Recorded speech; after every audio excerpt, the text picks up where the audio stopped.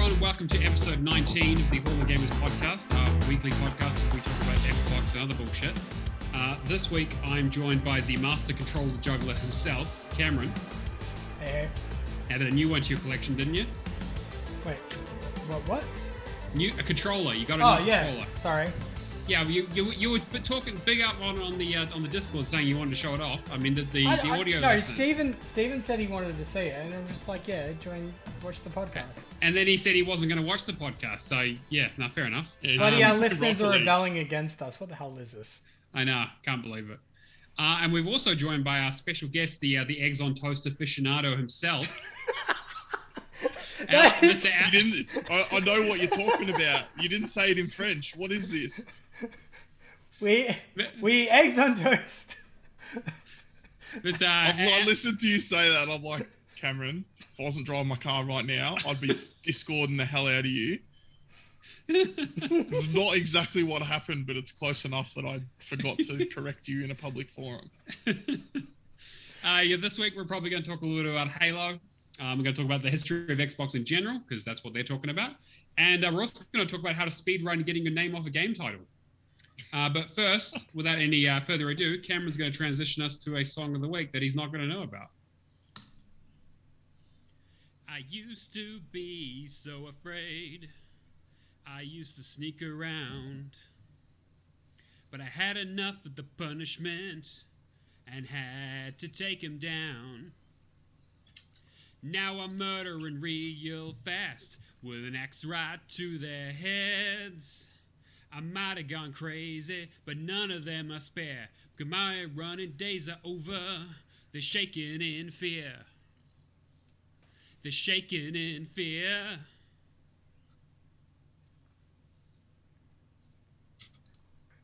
'80s?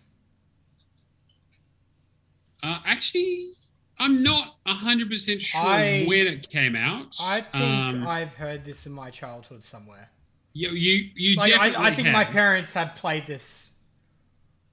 If I had to guess, I would say 70s, but it could well be it 80s. was. I'm thinking like 80s.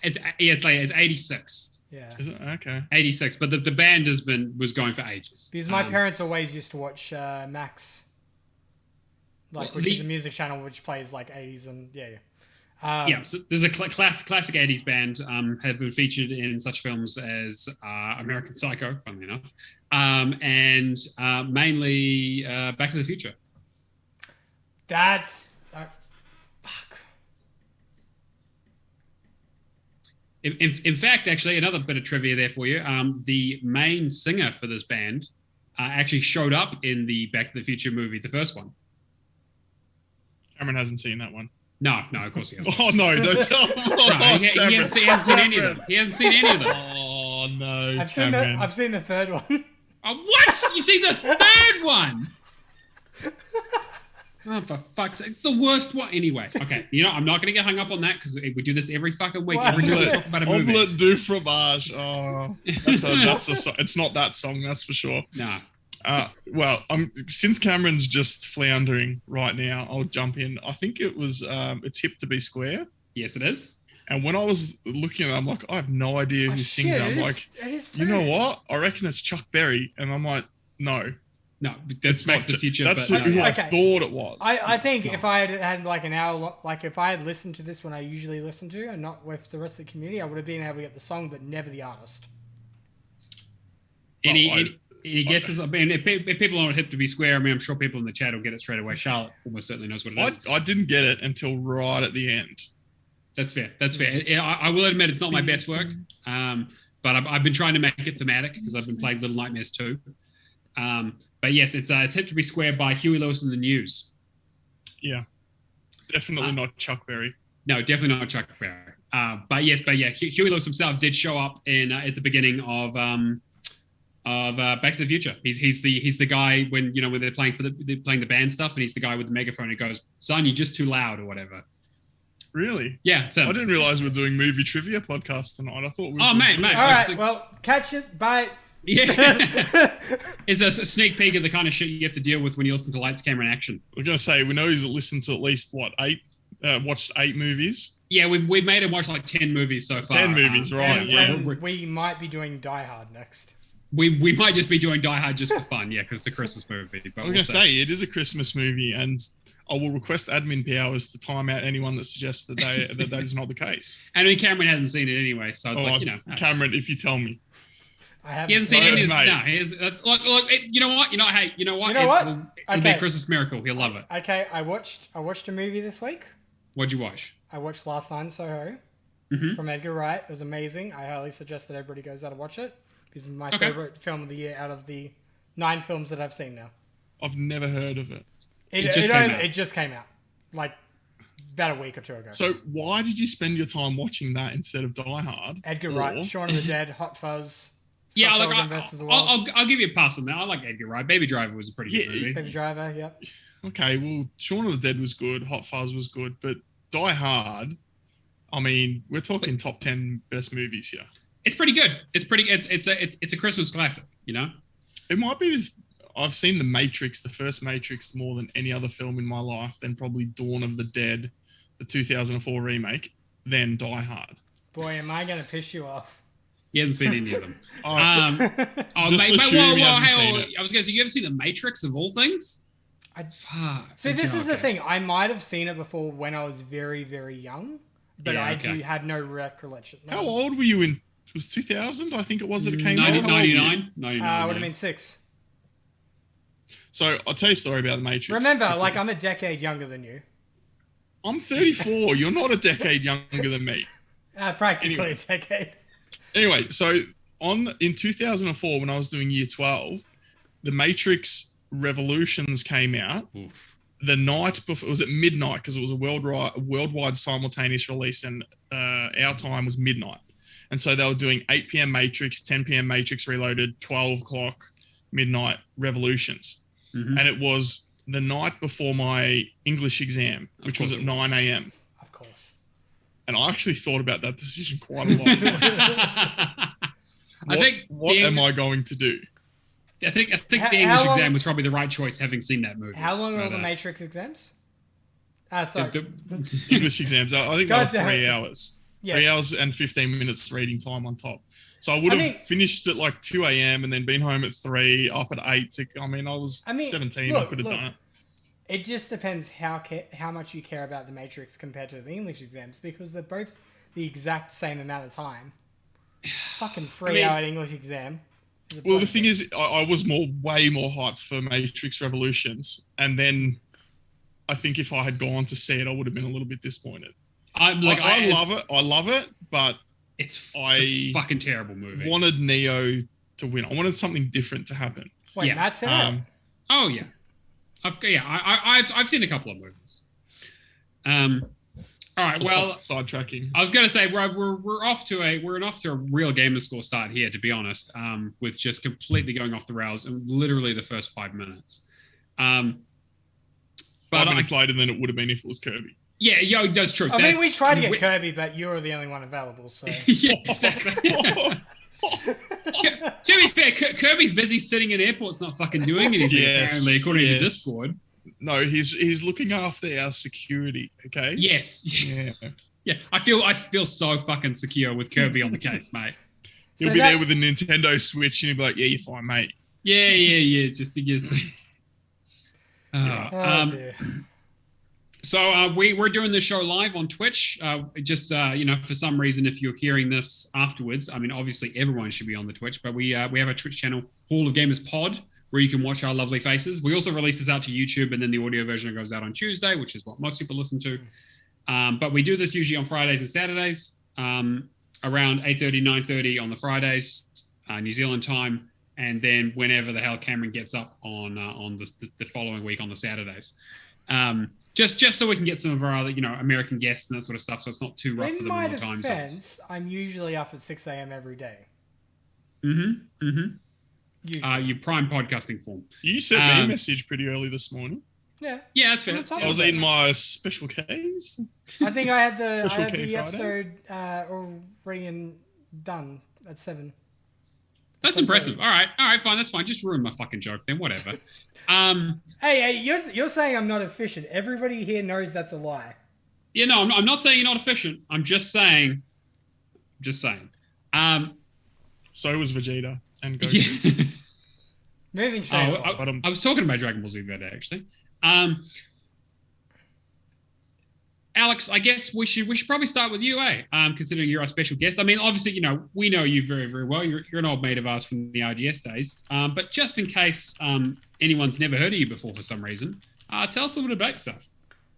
Refer back to episodes 1 to 18 because I'm mentioned in just about every episode. Pretty much. I'm the guy that went to the breakfast place in Melbourne and was unhappy that half of the menu was written in French. I'm an really attempt to be like, disappointed. look how fancy we are. We've written half our menu in French, and they just want some fucking bacon and eggs, bro. It's 7 o'clock or 8 o'clock in the morning. I'm about to go to a convention. I need to be full and ready to go. And you're like making me look at this French words. No, mate. Where's the big breakfast at?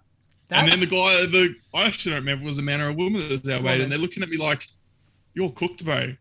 I'm like, no, I'm not, mate. I just know what I want. That poor waitress that day. Handling your shit. Yeah. Mate, I mean, they had it coming with a $50 cookbook, but... Oh, yeah, absolutely. The fact that they had look, I will grant you that place was called the Hardware Store, and it was pretentious as fuck. I'll give you that. The food was good. Hipster. It was hipster as. It was real hipster. Yeah, so thank you for that, Cameron. I've been de-hipsterized. I'm pretty sure you picked the place, so really, when you tell that story, you should start with it's your fault. It's Allison's fault. Yeah, it's probably Allison's fault, I think. No. Allison wouldn't do that. Allison's alright. She's good cuts. No, we don't. No. Like, yeah, she picked that really nice Italian place that we went to.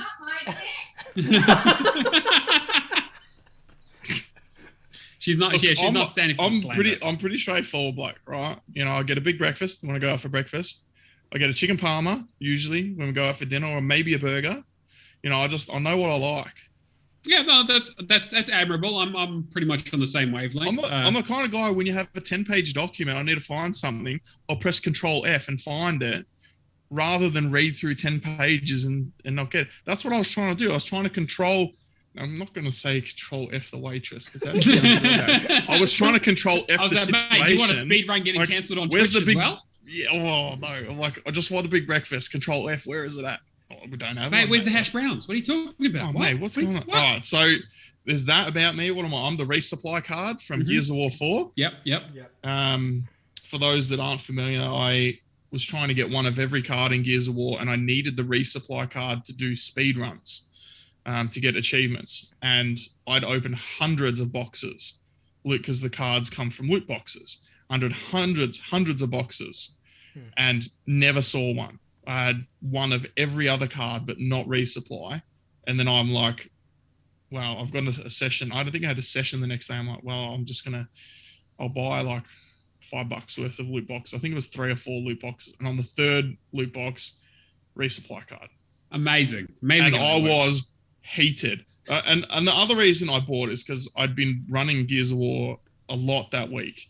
And I'm talking about how I haven't got this fucking resupply card. It's actually making me pretty heated just thinking about it right now. But he's like, yeah, no, I had to buy a loot box to get that card. And 2 people told me that. I'm like, all right, 2 people may be trolling me. But they didn't know me. It does sound very suspicious. I will give you that. Like the first thing we said was obviously that was rigged then. Like clearly, like the first thing we heard when you said that. It was like, man, I don't know what it was. But I'm at least 3 people have claimed that they couldn't get a resupply card until they paid real money for the box. But yeah, I've got a young daughter. She's finally gone to sleep, so I can join everyone here. She's 15 months old. She's pretty cool. She's pretty cool. She's a bit sick, but I've got the Series X. I love Xbox. I mean, got my Doom t-shirt on when Doom was still good. Everything up until Doom Eternal. Doom was great, but it really doesn't feel like Doom. I gotta say, from what I've played, the combat kind of does. The 2 core problems are, why am I fucking platforming in Doom? And can I have more than 2 shotgun shells, please? Right. Because it's maddening. It's like you've never ever had to worry about running out of ammo in any of the other Dooms. You would if you used only that one gun the whole time and you're playing on a higher difficulty. But even in Doom 2016, where ammo was probably not as prevalent, you push forward, you get the glory kills, and your ammo fills back up. So, it's no great drama. I'm the guy who's in love with Dead Island. Mm-hmm. Yeah. As far as I know, I'm the only one that has every achievement in all of the Dead Island games. And some will be like... I thought you were going to say only person in love with Dead Island. I was going to agree with that comment as well. I mean, he's got to be if he's the only person who's done all the achievements for them. Yeah, so that's Dead Island and Riptide, and then the Japanese versions of them and the remaster versions of them, and Escape Dead Island and Dead Island Retro Revenge. So on True Achievements, I'm number 1 on the leaderboard. I have been for a long time, but when I finished Riptide Japan earlier this year, that's 100% completion now. Locked it in. I'm hoping for a remaster for Series X. No. Oh, please, no. We're definitely not in an age where that would happen, are we? Look, I'm okay with that happening, only because it will happen after Dead Island 2 comes out. And God knows it's never going to happen. Actually, yeah, that's fair. You know what? It's a pretty easy formula for Deep Silver. You get Dead Island, you press Control-C, you press Control-V, money. Yeah, pretty much. You're like, tighten up the graphics on level 3, and that's pretty much it, right? That's all you got to do. But that's an old meme. The graphics are actually not that bad. It's actually okay. Look, a lot of people had glitches on it. I've played through 6 of those games now, and it's been reasonably glitch free for me. I don't know. Maybe I'm just lucky. I have my problems with Dead Island, but the core idea is fine. It was basically just Borderlands with zombies in it. You know what? Actually, I can concede. It's my favorite series, but I can concede there are glaring issues. Like someone's partner's just died, and their face is like, yeah. Oh no, the best thing ever has happened. It's give some expression. Like maybe mocap probably wasn't a huge thing in that time, but come on, man. Like something real bad's just happened, and they're like almost smiling, and then the best thing ever happens, and they're like almost smiling. It's just an island full of Botox people. They were just they're on holiday. They're all just recovering from massive face surgery. Yes. Not a lot of expression going on. And you know what? They bought us Who Do You Voodoo by Sam B, which is a banger. And then in the second game, it's No Room in Hell. And I actually got Chameleonaire on that track. And that was when he was actually pretty big. Yeah. He's in the second verse. Okay. I didn't realize he was in that. Yeah, Chameleonaire's Riding Dirty. Cameron, you know that song, right? I haven't done it for Song of the Week yet. Rolling. Okay, thank you, mate. If I had to sing 4 bars of that, people would be leaving the chat. The only song that I can think of us singing together was when we did Battlefield 3. And we're going through the... Drop 'em like liquid? I think so. When you're going out when you circling the parking garage. Like going up the levels. That's the other one. That's the Bullseye achievement, I think, maybe. I might be getting them mixed up. But I remember that was a banger. You know what? That was actually a pretty good song. I have no idea what they were saying because I think that was in French. But I think when I looked it up, it was definitely something. It all ties back. It all ties back. It just comes back to French, apparently. Yeah, I mean, they were probably just reciting that menu from the hardware.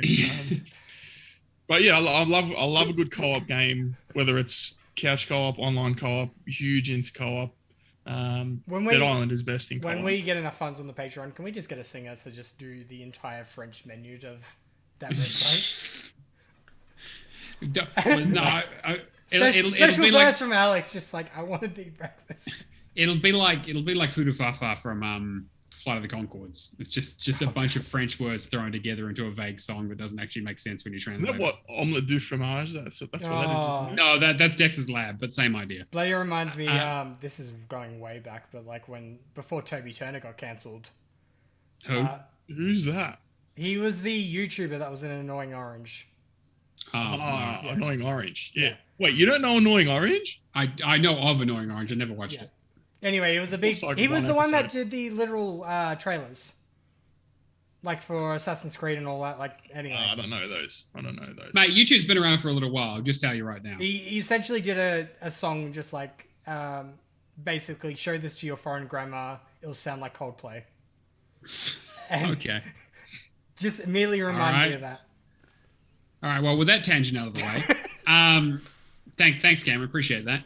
So I guess as how's gaming being these days, mate? You still got your whiteboard and all that sort of stuff? Actually, you can see. Oh, you can't quite see the whiteboard. It is. Oh, yep, there it is. The famous whiteboard. Hopefully, there's nothing too scandalous in my. I was going to say no TOS violations, please. I mean, well, that the amount of money that you spend on those Funko Pops is probably abandoned. Yeah, they're probably worth nothing now. So that's great. That's a level 5 EB membership right there. No, most of those, at least a quarter of the Walking Dead ones, were never released in Australia. So I had to import them overseas. So they were in like Hot Topic, Gemini, just Toy Tokyo conventions. A lot of the special variants of those. The ones in the picture now, I think, are the Dragon Ball Z and my wife's Harry Potter ones. But yeah, I enjoyed collecting them. It was a lot of fun collecting them. That was when I had a lot more disposable income. So about 15 months ago, roughly. little bit more than that, but yeah. That's when a lot of my disposable income went away. It's one of those things you just don't realize how expensive things are. Like if you mention children or you mention weddings, like prices triple. Mm-hmm. Yep. And I remember, we'll put my wife on blast, but she won't hear this. So you go from disposable income to disposable nappies. That's the general possession of things. My wife goes to this baby convention while she's maybe halfway through pregnancy with her mum, and we need a pram and a capsule that you can put in the pram, and I think it clipped into the car at that point as well. So she comes home and she's got these 2 boxes, and I'm like, how much was that? And she gets this look on her face when she doesn't want to tell me how much something is. It's like, not like a financial manipulator or anything, but I want to know how much these things cost because it's quite expensive. And so she wouldn't tell me. So I looked at the box and I typed it into Google, and the pram alone was $1,900 recommended retail price. Like a pram for $1,900. Jesus Christ. And I'm like, my heart's starting to beat real fast. I'm like, where the fuck did we get $1,900 from?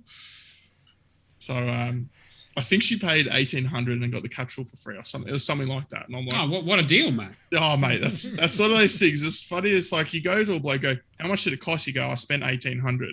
But you ask a lot of ladies, not all of them, and you go, how much did it cost? Like, I saved $700. Oh, right, there you go. I've noticed that over the years. I've heard that one before. Yeah, it's a good one. Yep. Yeah. Yep. But you don't want to lose money, right? No, leaving money on the table, mate. You don't want to do that.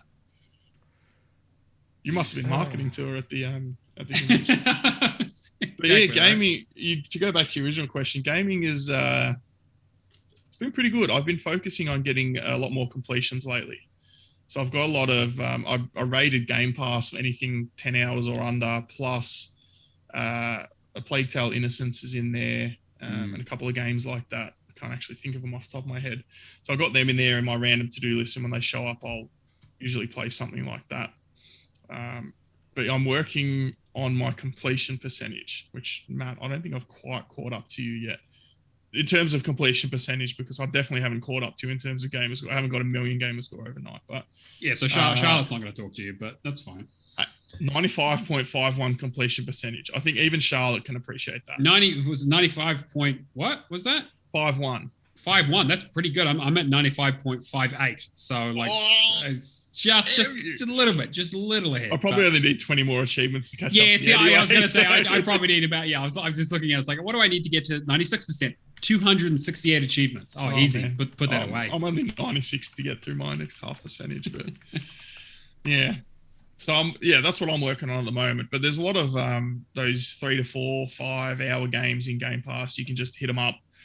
There's a lot of good guides on true achievements that help you get through them. And having Pro, you just every time you get an achievement or a couple of achievements, you full scan them in, refresh the guide page, and like, okay, yeah, good, I'm up to here, so you don't miss anything. But yeah, that irritates me a lot. Collectibles in games, so many collectibles that just, I mean, they're there to pad the time out. Yeah, most of the time they are, especially when they don't do anything in game. Like the coffee thermoses. I knew you were going to bring that up. Oh I was my waiting God. for it. Yeah. 100 of them, right? They're Yep. fine if they're marked out.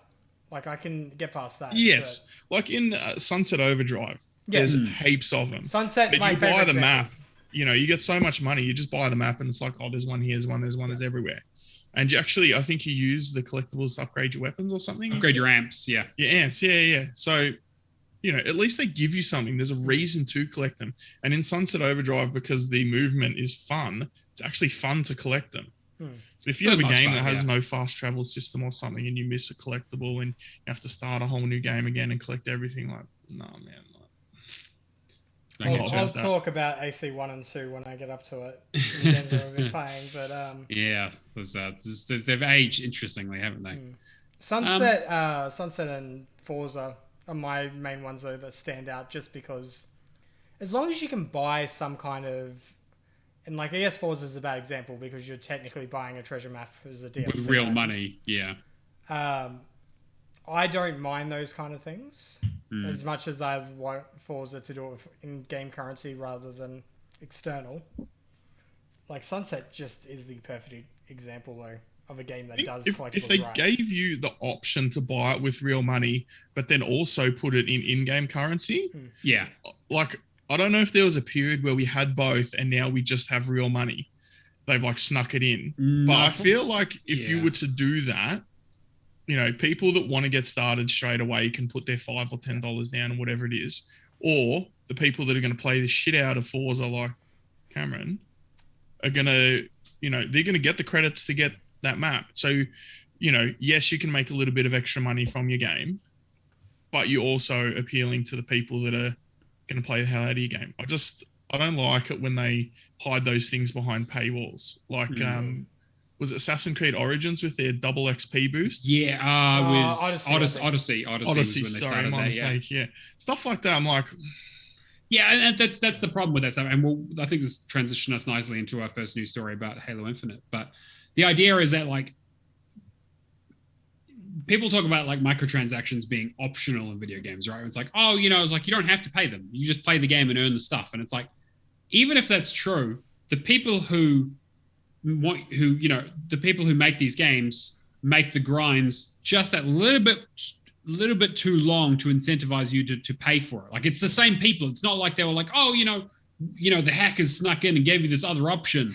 It's like no, it's the developers are like, well, you could play this game for 500 hours or you could give us $5. And it's like, I know that if you didn't have the option to give you $5, this grind would have been like 50 hours tops. Yeah. Like I know that you've made this ridiculous to make sure that I'm paying money somewhere, or at least feeling the tug of being like, well, clearly I should just pay money for this because it's like I'm just wasting so much time. And like $5 is not that much, right? Right? Yeah. It's insidious. It's like they start low, you know? Yeah. I was listening to the New Game Plus podcast, I think it was during the week, and they were talking about the same thing. Like it's pretty insidious, some of the things that they do. But they said something that I kind of resonate with is like, I don't think it's the developers. I think it's more so the publishers that are saying, hey, you know, you've got to meet X dollars. How are you going to do that? You know, and stuff like, I think that probably makes sense. I'm sure there are developers that sneak this stuff in for sure, but I think that a lot of the time, probably the publishers are pushing for something like that. Yeah, and like especially if it's EA. I don't think you should yeah. ever get past the point. Like I think Banjo-Kazooie is the perfect example of like the very furthest you should go with collectibles, because having that in-game like indication of like this level has a certain amount of missing items, that's fine to me. I can deal with that.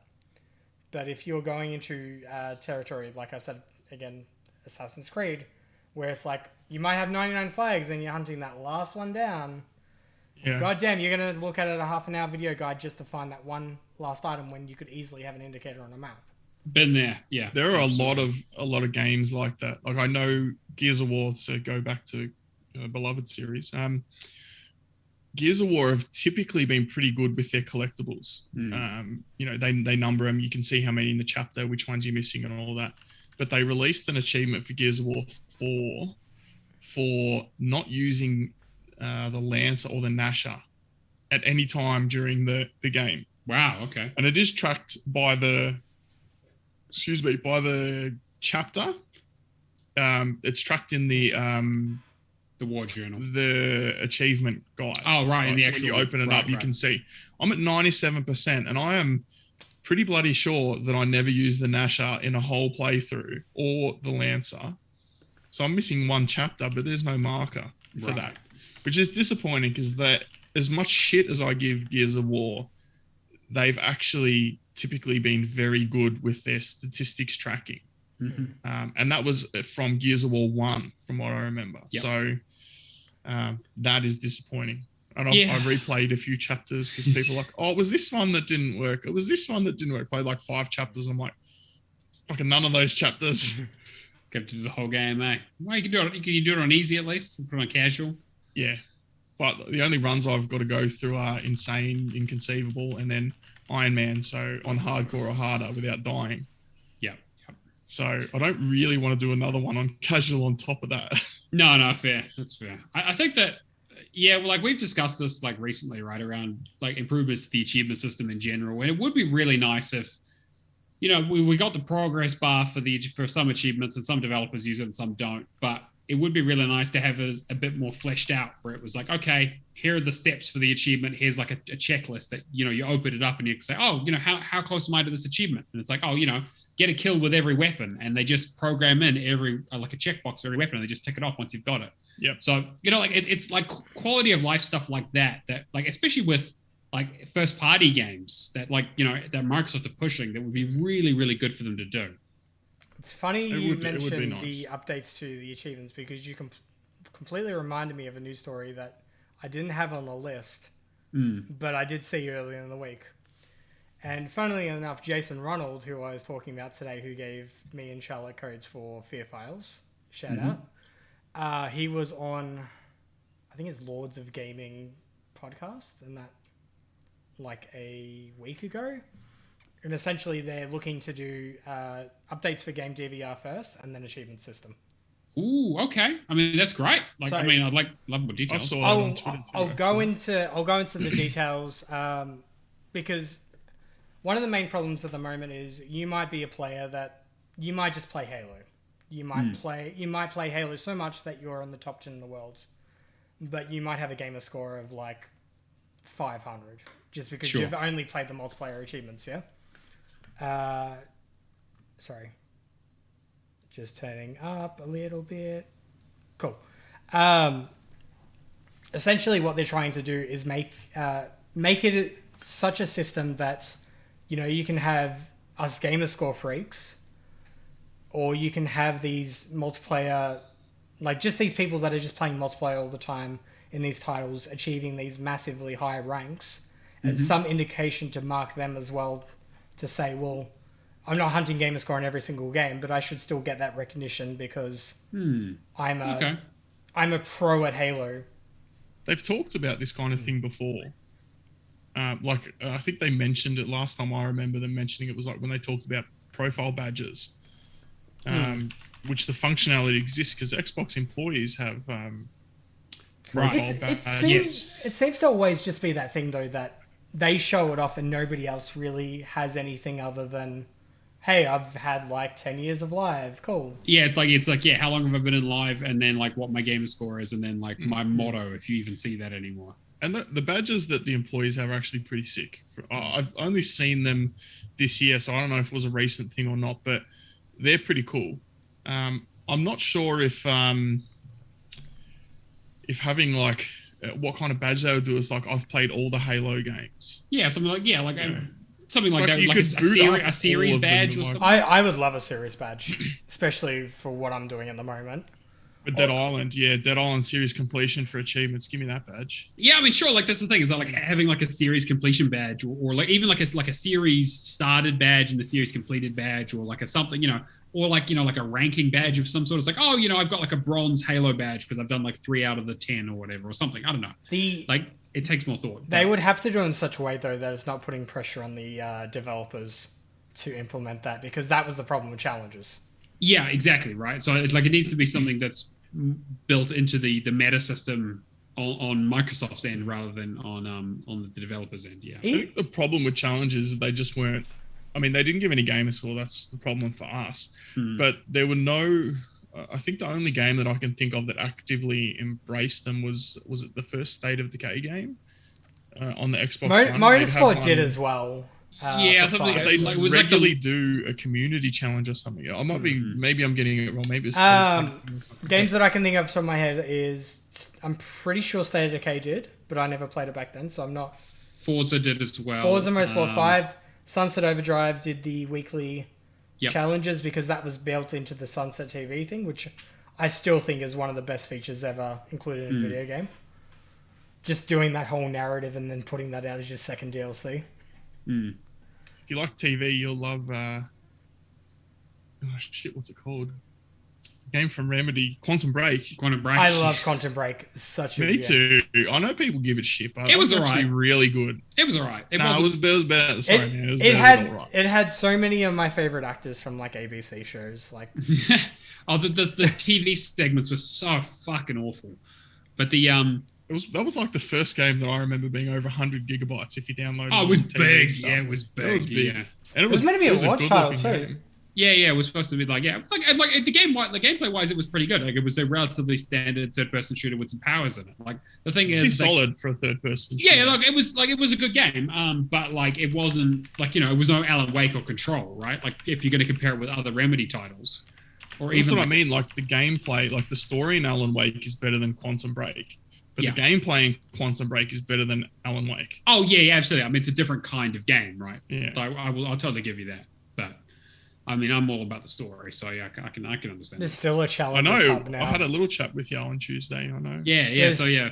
There's still a challenges hub now, and the only two games that are on there are ESO and State of Decay Year 1. Oh, there you go. Right. Maybe it was State of Decay then. Yeah, Gears of War 4 did it for a while. Because I got the challenge that unlocked Aaron Griffin, the guy that was Ice-T in Gears of War 3. Yep, I remember. $15 Australian or $16 Australian after that. I'll go through some of the early ones. So we had like Dead Rising 3, which I can't remember them being included, but yeah, I remember it was like one or two challenges. Killer Instinct is day one, Xbox Fitness, Need for Speed Rivals, Power Star Golf, Black Flag for Assassin's Creed, Angry Bird Star Wars. Max and the Curse of Brotherhood had one as well. There was a couple of others. For playing that within the first week or something, wasn't it? It was something like, it's some sort of firewall thing or something. It was like really early. Some TV stuff, like FX Now. Yeah, Kiku in chat mentions that kind of gamer scores are relevant at this point, and that it would be better off to have some sort of like completion counter. I kind of agree. It's getting less relevant, isn't it? Yeah, and Simone basically says, wonder what Neo would say about gamer score being irrelevant. I kind of agree in terms of like just like pure numbers. Like I've always been a completionist, right? Like the numbers themselves. What are you leaving for me? You're leaving nothing. You're leaving nothing on the table. I mean, look. I mean, completion percentage has always been the thing, right? Like for me, it's like I've always wanted to get the most out of all the games that I played, even before game score was a thing. Like I always wanted 100% RPGs. I wanted to do like all of the GTA games as much as I could. Like I was like Jack and Daxter. It was like, I want all the collectibles. I want do all the challenges, all those like secret missions and stuff. So like that's just been how I play games. And achievements were kind of just the logical extension of that. Which we'll probably get into with one of the questions we got this week. But completion percentage is a thing for Cameron as well. I was going to say more games played. Yeah, just minimizing it. Yeah, absolutely. Trying to get the least amount of completion possible. Simone just said that Sean Ashton is cute. Just talking about Quantum Break before. Yeah, in The Boys, he is definitely very hot. No. Mate, no spoilers. Wasn't he in Lost?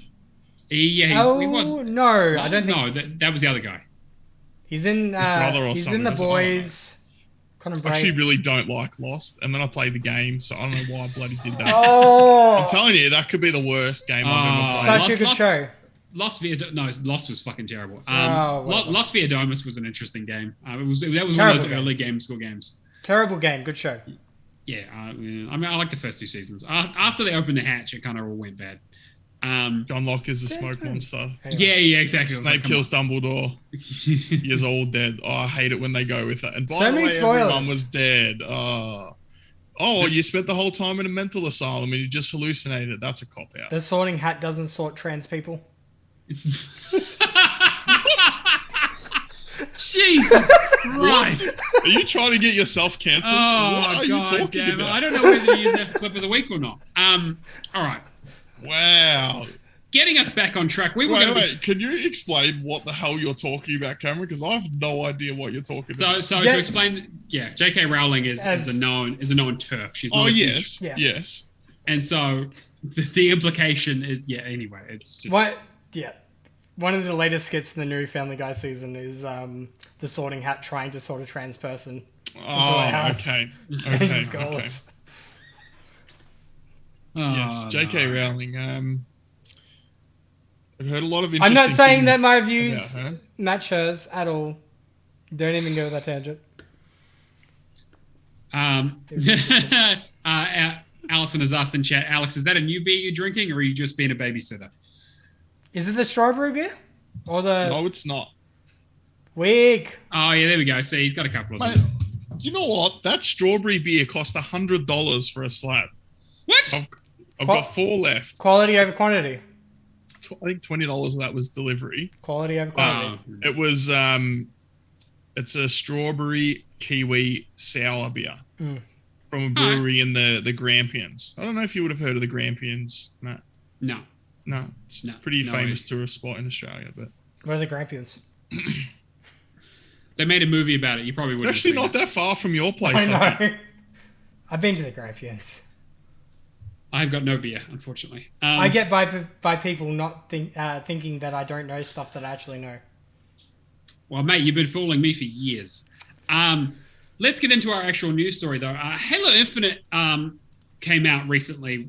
Basically, they had their surprise drop a couple of weeks ago. With the Surprise drop. Well, I mean, again, it was the worst kept secret of all time. I mean, my favorite thing about that is apparently Pringles knew about it, although they didn't actually know about it. But there was a countdown that happened to be Pringles had a countdown towards an event, and it just happened to line up exactly with the launch time for the Halo Infinite beta. How convenient. It's so fun. It was like even they were laughing about it. So hey, I had a lot of Pringles last year when it was supposed to come out. I remember that. Yeah. We spent all this money on the marketing campaign. Yeah. Still got to, we printed all the Pringles cans. Better get them out. I want to try those Moa Burger Pringles. Yeah, sure. Why not? I don't mind Pringles. I mean, they're not chips, but they're sort of in between. But yeah, people apparently been loving the Halo gameplay. But you're seeing a lot of stuff, especially on the Xbox cast, about how much they've been enjoying it. What I have also been hearing is that people have some opinions about the Battle Pass progression. It's shit. Yeah, I think that is the prevailing opinion. Yes. I'm probably the only person that's been playing it out of us three, I'm guessing. No, yeah, I haven't played it. I'm waiting, but yeah. 95.51 for a reason, mate. Yeah, exactly. Not adding super long multiplayer. Not going to add the lasso achievement to the... The game's not even out yet, mate. I want to wait for someone to finish it first. I want to make sure there's not obtainables, and someone's really good that can run me through it. I mean, if they're not going to fix Halo, they're not going to fix anything. I mean, tell that to Halo Chinese, right? Yeah, I was going to say Master Chief Collection took a long time too. Yeah.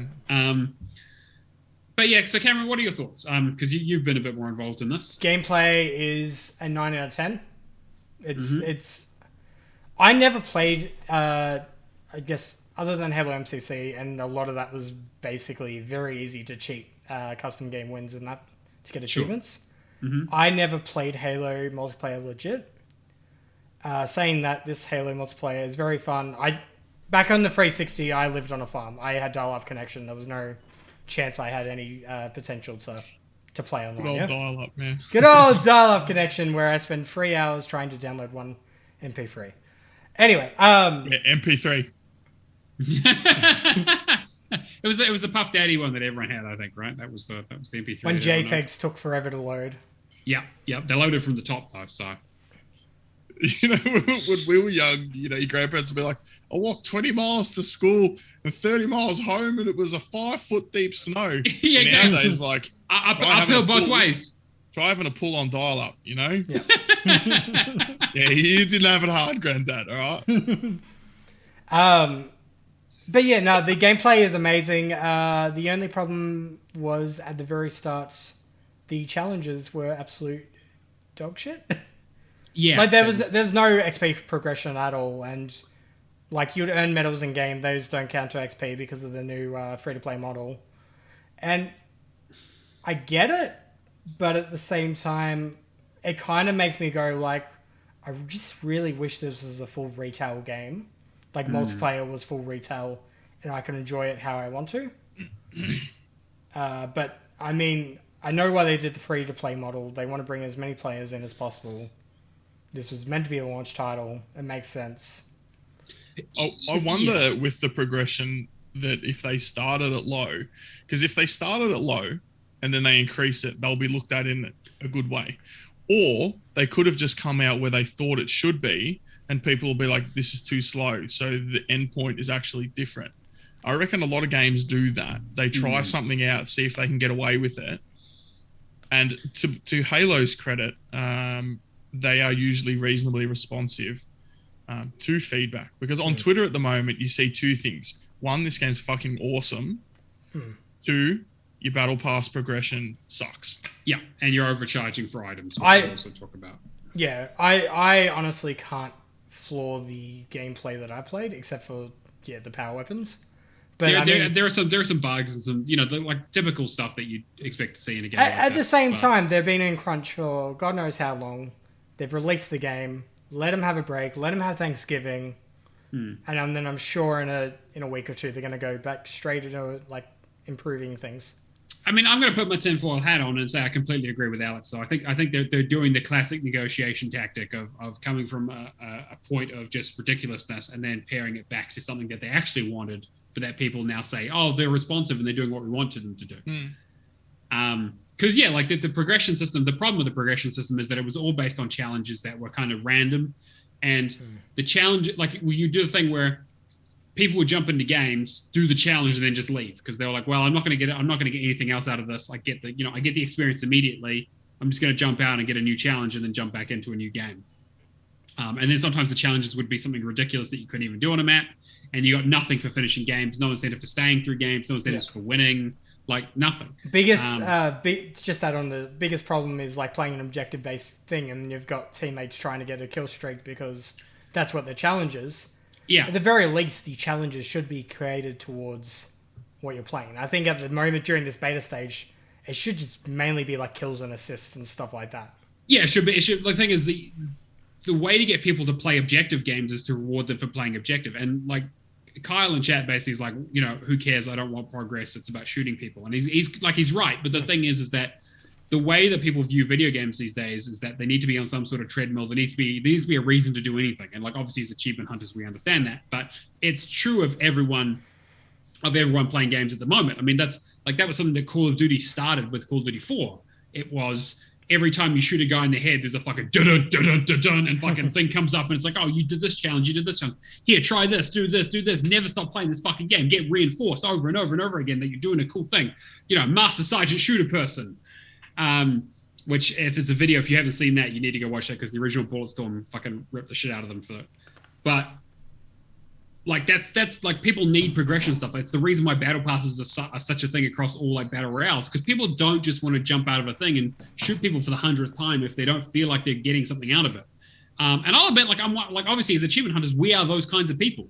We won't play a game. Like it's very unlikely that someone's going to be like, oh, you want to come play Rocket League? And I'll be like, I've got all the achievements and I don't really like what? Like, oh, for fun? What? I'm like, fun, mate. What are you talking about? I've got like a stack of games. We can put Rocket League on right now. I've got a stack. Like again, I know that you guys are weird and shit, but it's like I've got a stack of fucking games that I could be. One game. It's only one game. Yeah, right. But that was the exact same thing. Like what was it, 2-3 months ago, where I downloaded Rocket League again to play with you guys for a few nights, and I'm just like, I need to delete this now.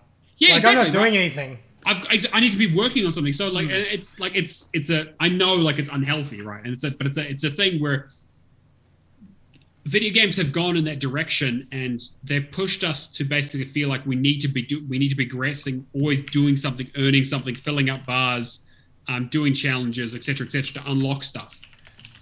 What do you think about if they put a system in like Titanfall 1? So you had to get to level 50 and you had to complete, it was like 3 or 4 challenges along the way. Well, though apart from one of the generations, all of them you would do reasonably quickly. Yeah. Yeah, something I mean, something like that, like having just overall challenges, like Call of Duty, right? But I guess the thing is that they they want to keep it engaging and changing up and constantly giving you new stuff to do. Because the problem is that having a challenge that's like get 100 kills with this weapon, like that like doesn't give that immediate reinforcement. That's fine in a full retail game where you're going to be playing it for ages and they've already got you $60. But this is a free-to-play title. Okay. And like Keo asks in chat, he's like, hey, do you think new multiplayer games like Halo and Battlefield 2042 are trying to make a new meta? I mean, I don't think it's a new meta, but I think that they're trying to refine it. They're trying to take the Battle Royale stuff and that kind of progression stuff and trying to make it the thing for just regular multiplayer games. It makes Battlefield, I was going to quickly say with Halo, it makes me feel more like they honestly should have just reduced the amount of XP that you get so you still have that feeling that you're progressing, even if it's still more free-to-play model, if that makes sense. Yeah, well, I mean, they've also said that like part of the reason why the challenges were the way they were is because they've extended this first season. This first season is no longer just going to be up until February. Like it's supposed to be till like May. So like you're gonna have like the idea is you have heaps of time to earn experience to get up to those higher levels of the battle pass, right? There's also the issue of like also we're going to incentivize you to spend money on a shitload of cosmetics. Yeah. And there's all kinds of issues with that, the way they've done that with in terms of like paying for colors, the armor set stuff they've been talking about. Like it's like I get it. It's a free to play game, right? They want to make their money in cosmetics. I'll at least credit them the fact that you can change between which battle pass you're working on. Like at least that's a positive. Yeah, and the fact that the battle passes don't expire like they do in other games, like they have made good stuff. Like I'm not saying it's all bad. I'm just saying that the way that they've done it seems predatory to the extreme. Because because like Halo's a big franchise, they think people are going to be. Kyle asked what the meta is. I mean, the meta is essentially this is a free to play game. We want people to only play this, and we want people to spend money on it, and we want them to spend more on this than they would have if they just bought the game outright. Because someone did the math and it's like if you wanted every cosmetic in the game, most of which can't be bought through in-game currency, you'd need to pay real money for them. You'd be spending over $1,000 US. Like it's insane. And we only do that when it comes to MMOs. Yeah. Someone, I think it was Mark Delaney, was saying something about that on Fortnite. So it costs about $3,000 to buy all the items in the game. Yeah. And it's like if you say that sounds real bad, but no one is buying all the items in the game. Yeah, that's true. I can't fault Fortnite's model though, mainly because like you're buying stuff that you see something cool, that's what you're buying. You're not buying everything for the sake of having everything. Like I've never met a kid that's played Fortnite and said, I'm just going to buy every single item unless they're a 5-year-old grabbing their mother's credit card. But most kids, like if you talk to any kids that play Fortnite, it's like, oh, I saw this cool skin. I bought that because I want that to be that. And then they'll play for a month. They'll get bored of that. Then they'll buy another one. And that's how they make their money. And that doesn't seem bad to me. The problem is it's like $20 for a skin. Like that's it's expensive. I think that's the big problem. That's more than 1 hour at minimum wage in Australia. Yeah, these are no longer microtransactions, right? Yeah, they're pretty big. And I guess the defense they might come to that is you go, well, you get a battle pass for $10 or $20. You get a bunch of different things in it. You can still get things by playing the game. Like Rocket League is like that. The base game items are a bit whatever. But then, you get the battle pass, you can combine them to make some pretty cool stuff. You can trade your items. At least it gives you a way to get things. But I still think Rocket League is the best example of a free-to-play economy that I've seen. End of the day, it's like how much value are you getting out of the product, though, is the main thing for me.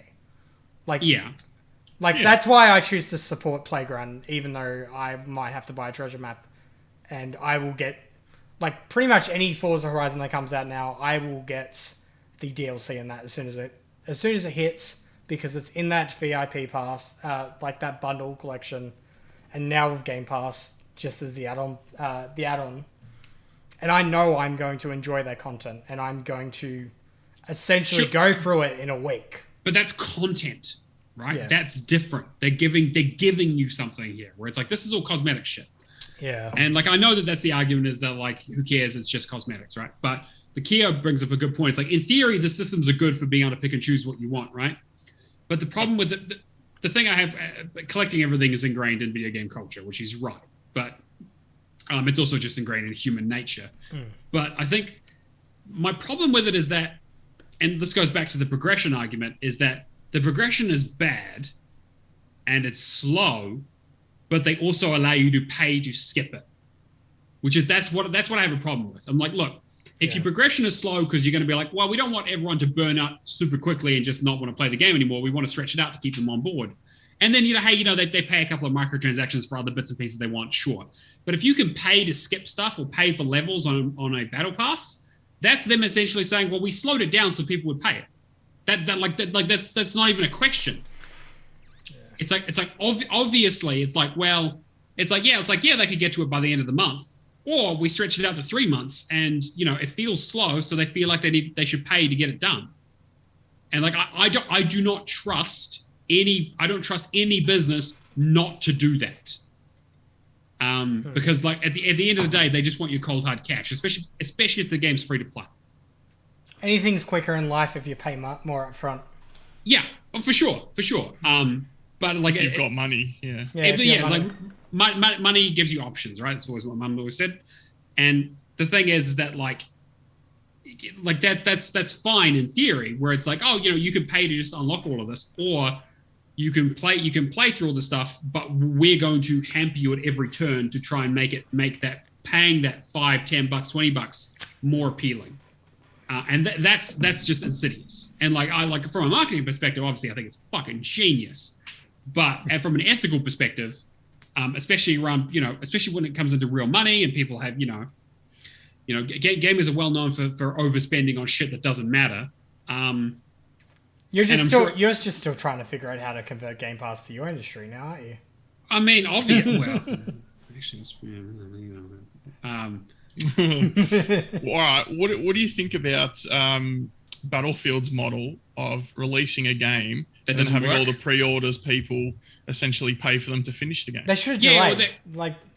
I mean, there was no way they were going to delay, right? I mean, and that was one of the things I want to say about Halo was that, like, because they've delayed season 2 of the Battle Pass, right? It was going to be in like February, now it's in May.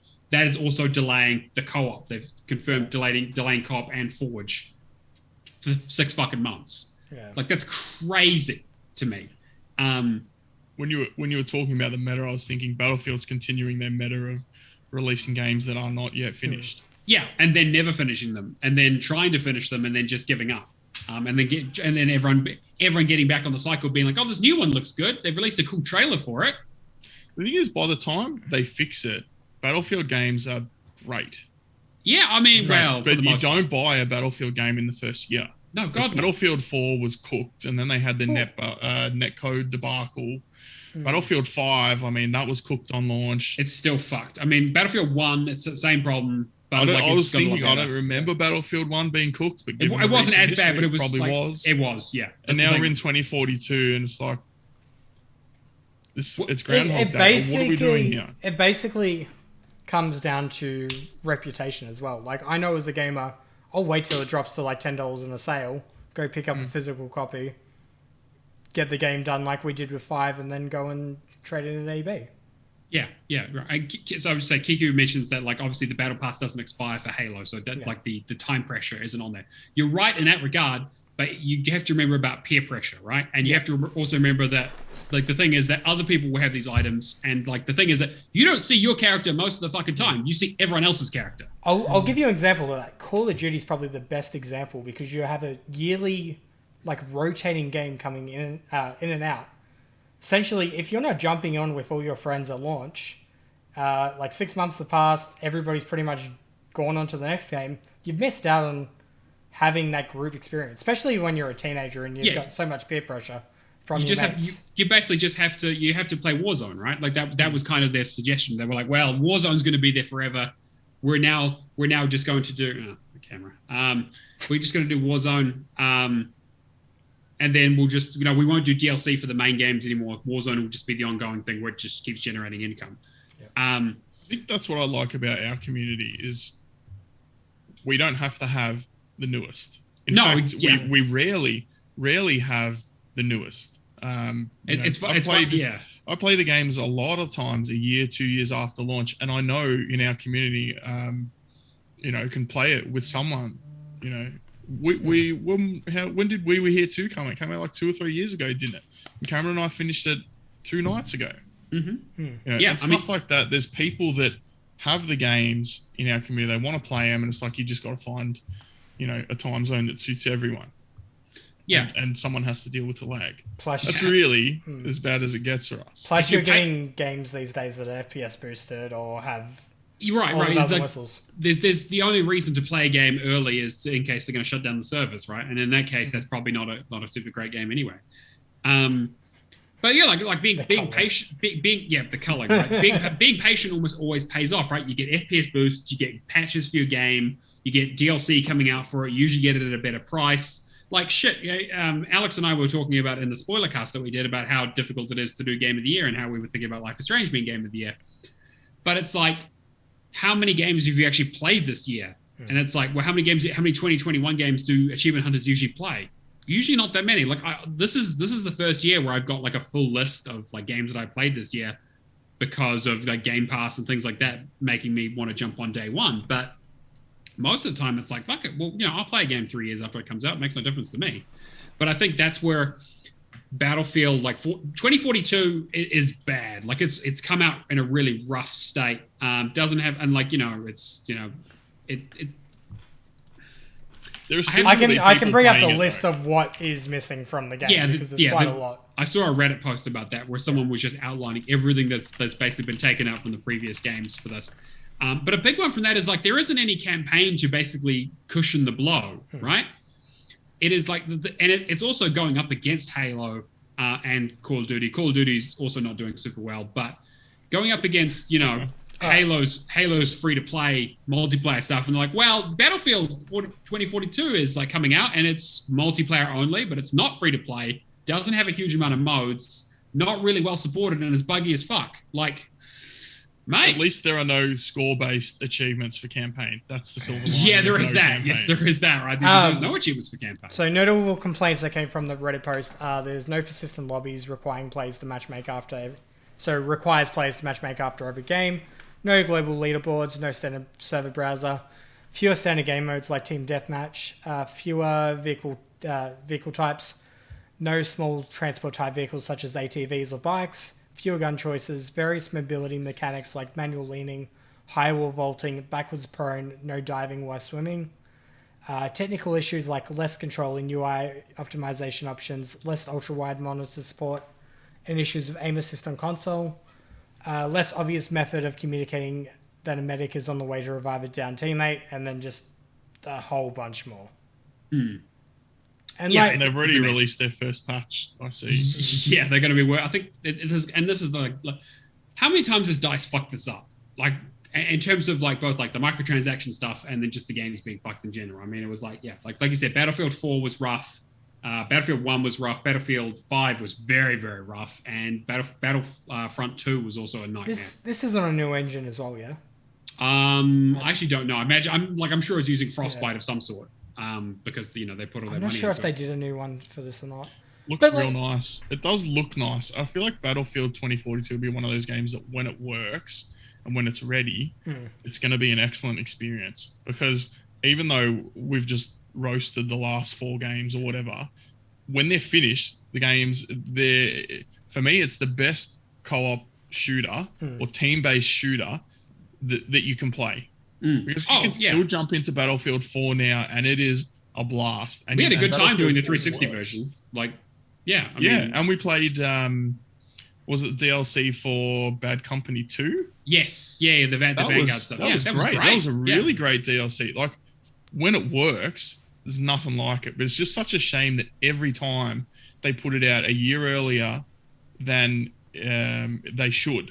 Well, the thing is, like, EA can't afford to not do it. I know why they do it. Obviously, I know why they do it, but it just sucks because it's like they just take a big shit in your mouth by releasing the game, and it's like, can you just not do that?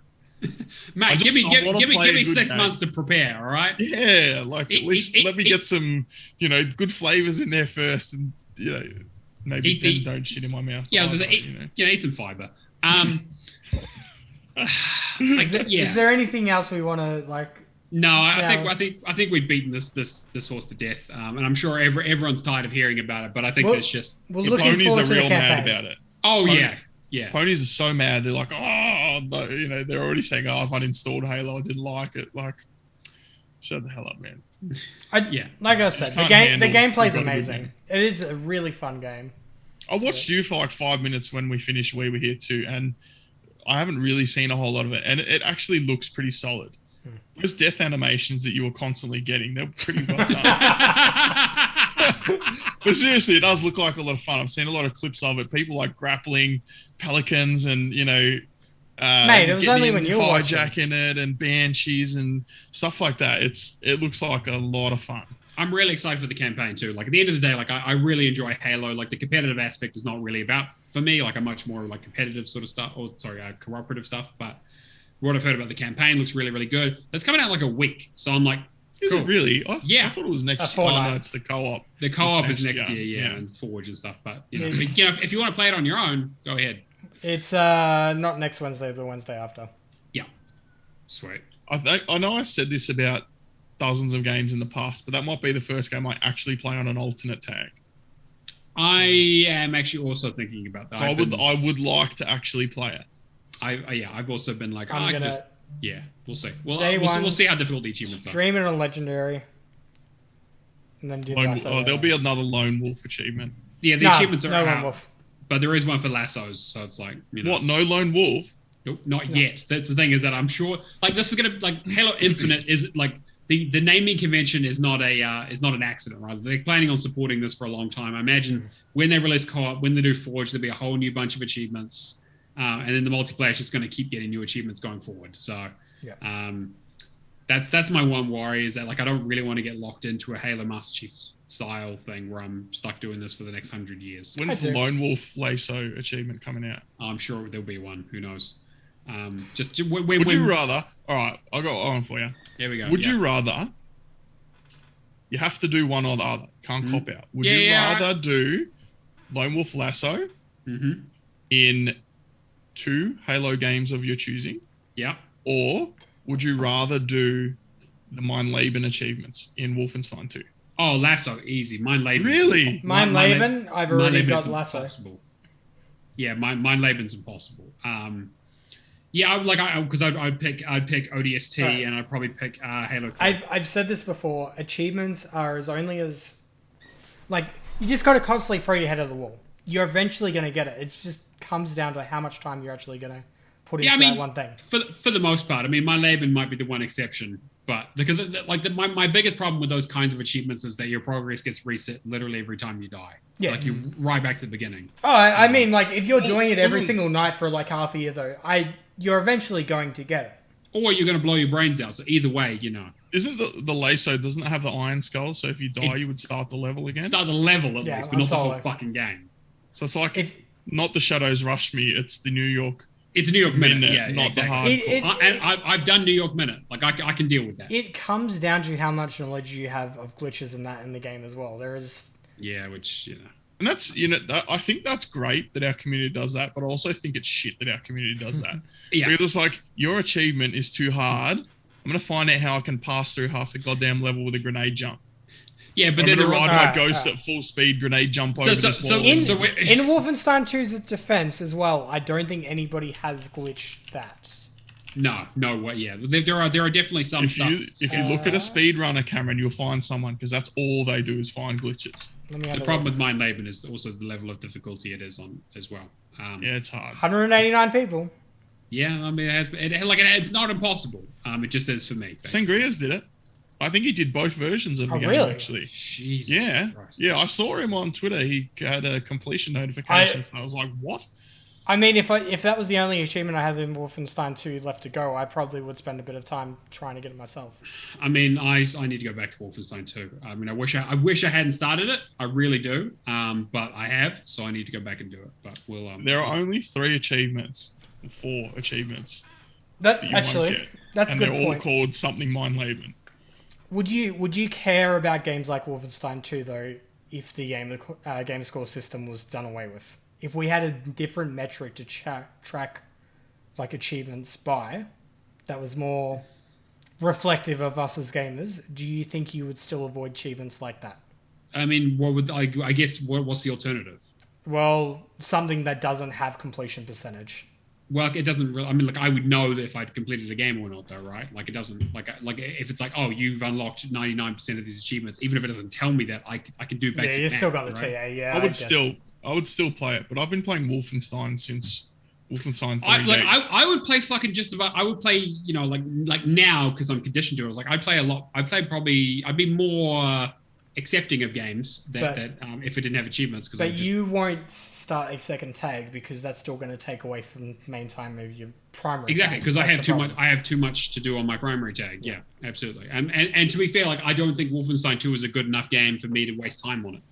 It was good. It was fine, but like Wolfenstein, like it's have nowhere you finished near. The story? Oh yeah, I've done it. Like it's good. Like it's like look, it's like the midpoint. Yeah, for sure. Like I get it. Like it's fucking bonkers. But it is nowhere near as good as the original. Like fucking New Order. New Order is amazing. New Order. I'm like Wolfenstein 3. It's better than Wolfenstein 3D. Or Return to Castle Wolfenstein. Like I've said before, Wolfenstein: The New Order is the perfect achievement list. It's nearly the perfect game. Like it's like it's got good, like the collectibles give you stuff. The whole challenge system is really good. The levels are well structured. You have to use every weapon. Yep, that's good variety. It's the right amount of challenging. Like it's got everything. One playthrough. Pretty much, yeah. Reloading checkpoints keeps your progress. That's good. That is very good that's too. They're very helpful. Should we get into getting cancelled? Yeah, let's just quickly go through that. All right. You're gonna get cancelled. Don't you do what he did.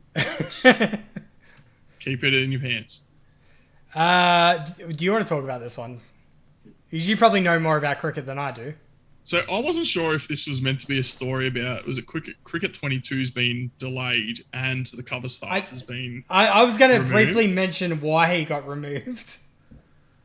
It's actually, it's an interesting one because Tim Payne, the Australian, I think he's the Australian Test captain. I'm sure someone will correct me if I'm wrong, but he stood down as the captain, I think it was last week, because news came out that in 2014, 2015, a few years ago, he sent an allegedly unsolicited dick pic to a co-worker. Did he just tag it? How's that? No, he actually said something like, "I'm real hard as a cat's head and I need you to come finish me off." Oh my God. It was something like that. Yeah, right. I think Nikita said when she was telling me about the story that it was the equivalent of an 80s porno. Wow. Okay. Of like how he was. I haven't seen it. I haven't seen the messages. I want to see it, but I think it's an interesting one as well because I read an article about it and they actually had a written transcript of the messages and they were quite descriptive from both parties. And then towards the latter part of it, that's when he's slotted a dick pic in there. So I'm like, I don't know what the correct etiquette is there because I've never taken a pic of mine and I've never sent it to anyone. Maybe that makes me a boomer. You're not on trial here. It's okay. I was just reading the context and I'm like, if that's not the context for a dick pic, what is? Having said that, I think it's like a lot of things. It's in the eyes of the recipient. I mean, it certainly is now. Well, it's in the eyes of a lot of people now, I would imagine. There's a lot of people sharing it. But he flopped out. The worst part for me about it, I mean, the Australian Test captain probably shouldn't be sending pics of his member around anyway, but he was not sending them to his wife, who is married to at the time, or just about to be married to. He was sending them to a co-worker. So not only is his dick out there, he's cheating on his wife, presumably. That's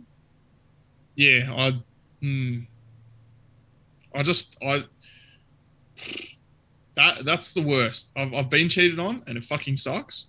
And to find out, like, could you imagine being the wife and finding out, be like, you pick up the newspaper or you go to news.com.au and it's like, your husband has been cancelled as Test captain. He's taking some time away from cricket because he's been sending dick pictures, not to you, to someone else. Like, that's fucked, man. I was going to say, she probably found out when she went to pre-order a copy of Cricket 2020 and 2022. She was like, wait a It's on the minute. cover. Wait a minute. I'm reading for the Whatever news did. article as well too. It got delayed? That's not a cricket bat handle.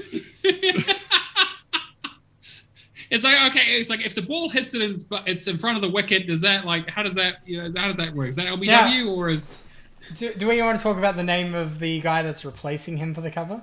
Yeah, sure. I don't really give a shit about any of this, but I think it's funny. He's a genuine star, right? It's Pat Cummings. Is it really? Yes. It's not Cummings. Oh, it's Cummins. Is it Cummins? Okay. There's no G, all right? Get it right. It's silent. Is the He's a apostrophe genuine over it, star. you know? Oh, I was just reading the messages too, and yeah. I'm the opposite of cancelled. Yeah, you're onto it, Alex. You basically fucking, you know, on trial, you know, made sure as clear as possible that you don't know anything about the story. In fact, this is the first you're hearing about it. Oh, why the fuck is if you're that public? How is it you be that public, sending dick pictures to someone and think you're not going to get found out? Like, yeah. If Shane Warne does it, people are like, that's exactly what I was going to say. You know, That's exactly what I was going to say. You know like, what? Another one, like, you know, in DJ Khaled's voice, another one. You know what the Shane shit Warne. thing is though, is that the wife would have had to go through that ordeal, and then at the exact same time, all of the blokes on the Aussie cricket team are backing him up, saying, "No, don't step down. We've got your back. We're supporting you." It's just like, no, they should be calling him out. Like, that shit's not on. From what I saw of them backing him, they were saying he was the best wicketkeeper available, and they want him to play for that reason. Yeah, I do see your point. You know, if you're going to do stuff like that, yeah, you probably should be punished for it. Because I would think that it's remarkably unbecoming of a test captain to be sending dick pictures to someone that's not his wife. If he sends them to his wife, cool, man, whatever, no problem. No one's going to say shit about that. But if you're sending it to someone that is not your wife, yeah, I would think that there should be something in the code of conduct that goes, no, mate, you are no longer the captain. You know, and the other thing that's interesting about this is they've reappointed Steve Smith as the vice captain. And Steve Smith was the scandal about the... He was the captain at the time of Sandpaper Gate in South Sandpaper Africa. Gate, that's it. And it's like, look, don't be wrong, he's a fucking excellent batter.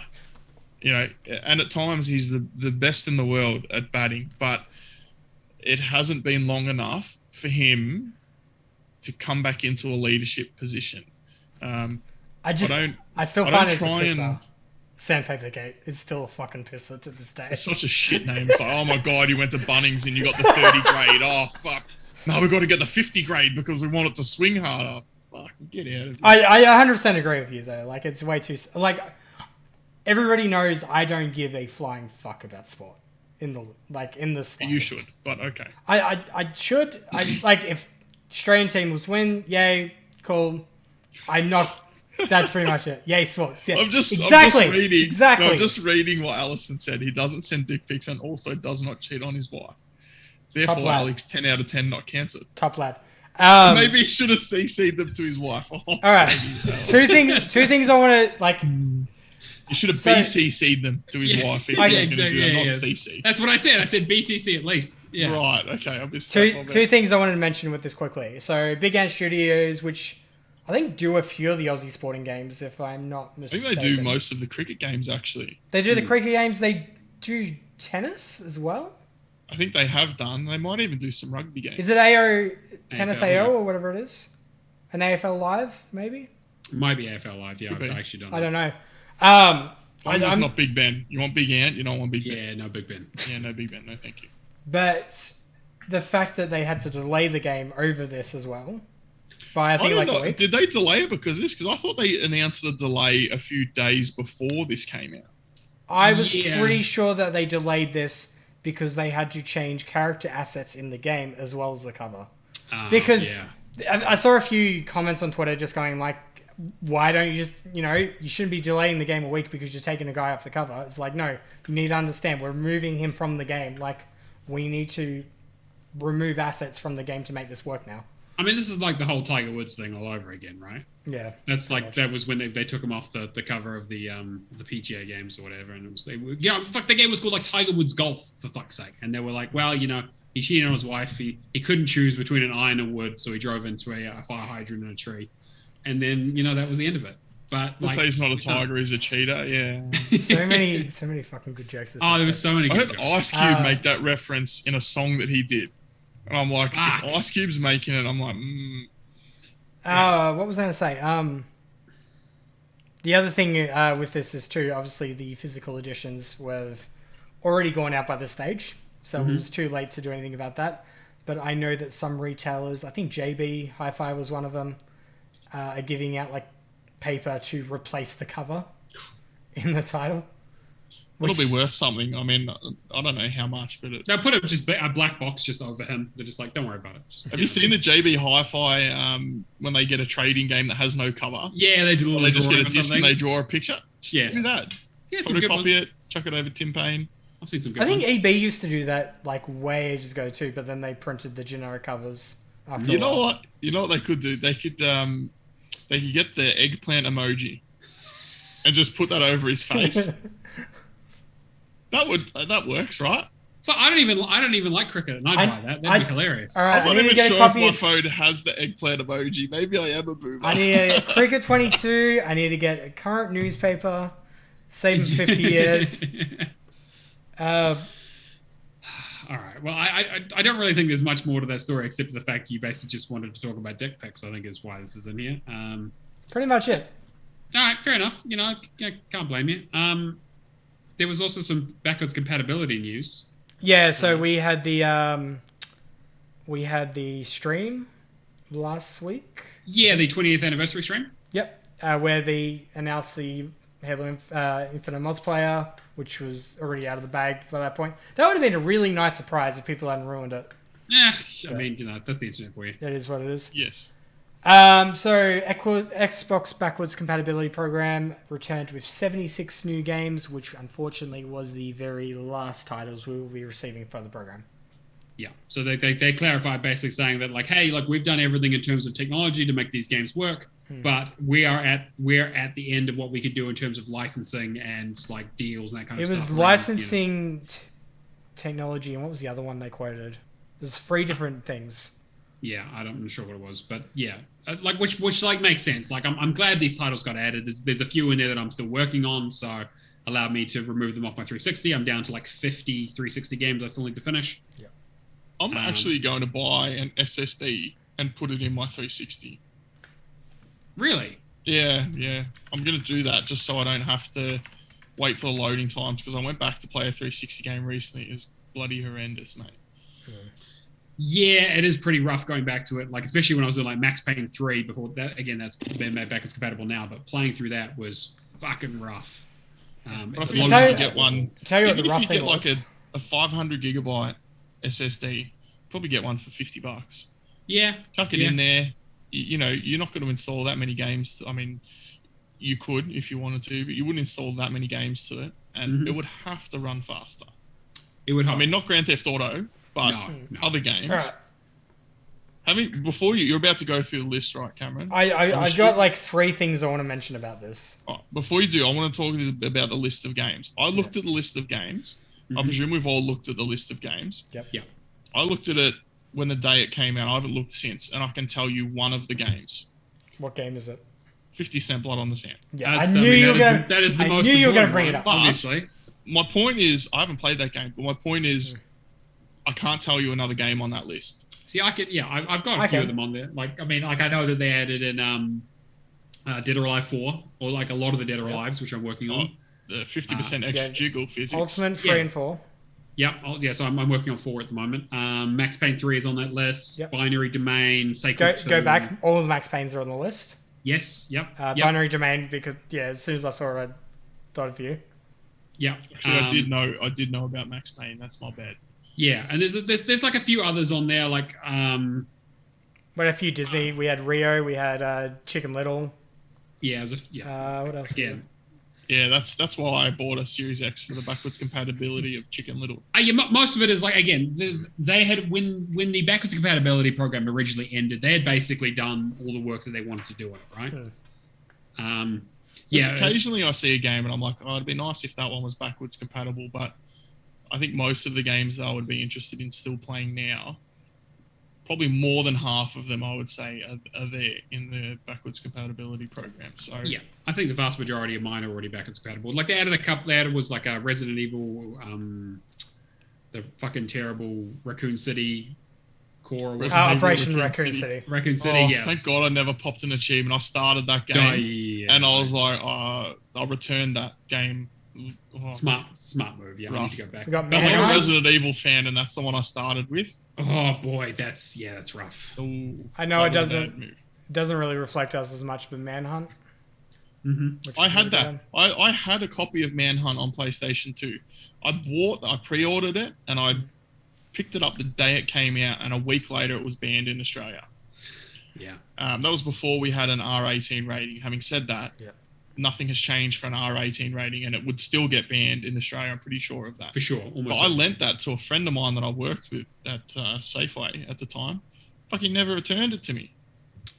And it's probably still worth $50-$60 to get a PlayStation 2 copy of it. 100%. Oh, the other one is Fear 2. They added a bunch of Fear games, which is great because like Fear 2 is the one. Such a good series. When are they going to bring that back? I mean, Fear 3 I wouldn't play it because I'm mostly done with scary games. Fear 3 really sort of screwed the pooch on that, unfortunately. I like Fear 3, but it's not like it did not sell well. But I've been boosting Fear 2 every weekend, like 10 hours, 10 hours over the weekend.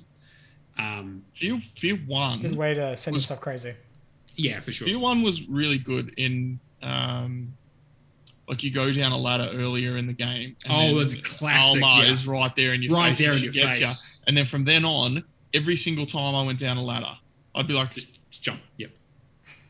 Yeah, it doesn't happen again. I'm pretty sure it might happen once more in the game, but it's like, nah, like that is what that game was really good at. Like, it was very effective because there weren't that many jump scares. No, there are enough that you would think, okay, I'm doing that activity where Alma appeared. What's going to happen this time? There's been some dissent in the chat around whether Fear 1 was good or not. I think it was a pretty good game. The list is pretty rough, but the list. I enjoy the list games. Is rough. The lists are rough. Yeah. Yeah, the list is rough as I've guts. done it, but yeah, collect all the boosters was rough. I missed that one. In Fear 1. It was like don't use games can be good despite the list. We can praise a game for being good and then absolutely hate the developers for their choice of achievements. You say, like, have you seen the list for Fear 1? Have you seen the fucking list for Fear 2, bro? Like, you can finish Fear 1 12 times at the time you finish Fear 2. Oh, I know. I'm like, That's wild. People are like, oh, do you want to do the Japanese version? Fuck no. I mean, it's backwards compatible now, so maybe it's more. Would you rather do Kane and Lynch? Why do you think I did? I mean, I've done the original Kane and Lynch in Japanese. I mean, the Japanese one. I have the Japanese copy sitting here. Or would you rather do Fear 2 Japan? I would rather do Fear 2 Japan. Yeah, I'll say 100%. Before I forget, Skate 2 got announced as part of this. Yeah. Immediately after that announcement, hey, we're taking the servers offline. Yeah, it's no surprise. That's wild. Yeah, you could have at least waited a few weeks or something. Like, come on. I think they gave him like a week's notice of that. It was about a week, yeah. That is the definition of shooting yourself in the foot. I'm sad. I'm very sad to see that this is the end of them because I've been really enjoying. Like, I've got a whole bookcase full of 360 games behind me, and I just love to be able to just play most of them.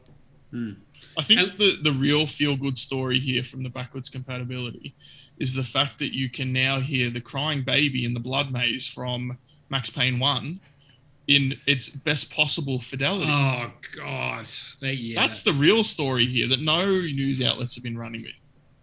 Yeah, Max Payne 1's a great game, but fuck, that part sucked. Far out, man. That was no good. You know what? I don't know whether to take this to whether they're going to stop FPS boosting games. No, I don't think that. I think they said they'll probably be continuing with that stuff, but they said like in terms of like catalog, there won't be any new games. Because, like I said, Assassin's Creed looks fucking beautiful. Like with FPS boost. my experience with FPS Boost was with Recore. I was working on the last day to work on the last achievement, and that was the first day FPS Boost came in. Yeah. So you're like, oh, cool. Yeah, Right. that was. I mean, FPS Boost. Yeah, it is real good. It is real good. But I just thought it's good though that I can go back to a game from 2007 and feel like it's only come out a few years ago. Yeah, it does. Except for the fact of the collectibles, but yeah. It looks like is shit. Condemned in this new lot as well? Already in. I thought Condemned. Actually, no, it was already. Condemned. I remember. Yeah, it was already in. Yeah. I had trouble with my save files. I remember. Yeah, I had so many of them. What else was there on this? A few of the Star Wars games. SpongeBob. Star Wars, not much though. Star Wars not very good. Well, most of the games are okay, but no, I just mean Star Wars. Oh, just in general. Yeah, that's why I didn't say games at the end of that. Viva Pinata Party Animals as well. Oh yeah, okay, yeah. That was the other one I wanted to mention, but yeah, not really much else to say about that other than.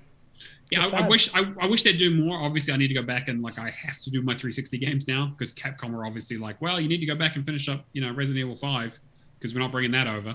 Resident Evil 5. Have you got the bazooka unlocked? I need to do. I got one achievement left. It's the one of the DLCs that finishes on professional, so you don't get. I'm gonna say you could convince me to get dragged through it. No, yeah, it's the rest of the game's easy. It's just. I had a friend that had the bazooka unlocked, and he was prepared to drag me through it. We got to the end of the first chapter on the hardest difficulty. I'm like, I fucking. Was that Manhunt Friend? No, it wasn't Manhunt Friend. His gamer tag is, I'm too wasted. Oh, that guy. Yeah. You would probably have seen him in Gears of War 2 Japan because I see him. I have. Yep. Yeah. He's a fucking cracker bloke.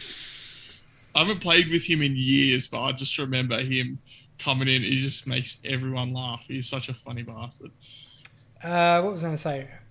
We should probably move on to our next and final news story. Yeah. Do you want to talk about the museum?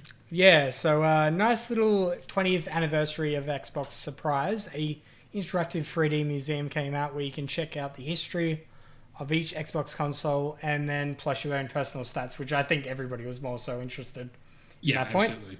And the just going about the Xbox history too, they didn't whitewash it as well. They actually put in the Red Ring stuff.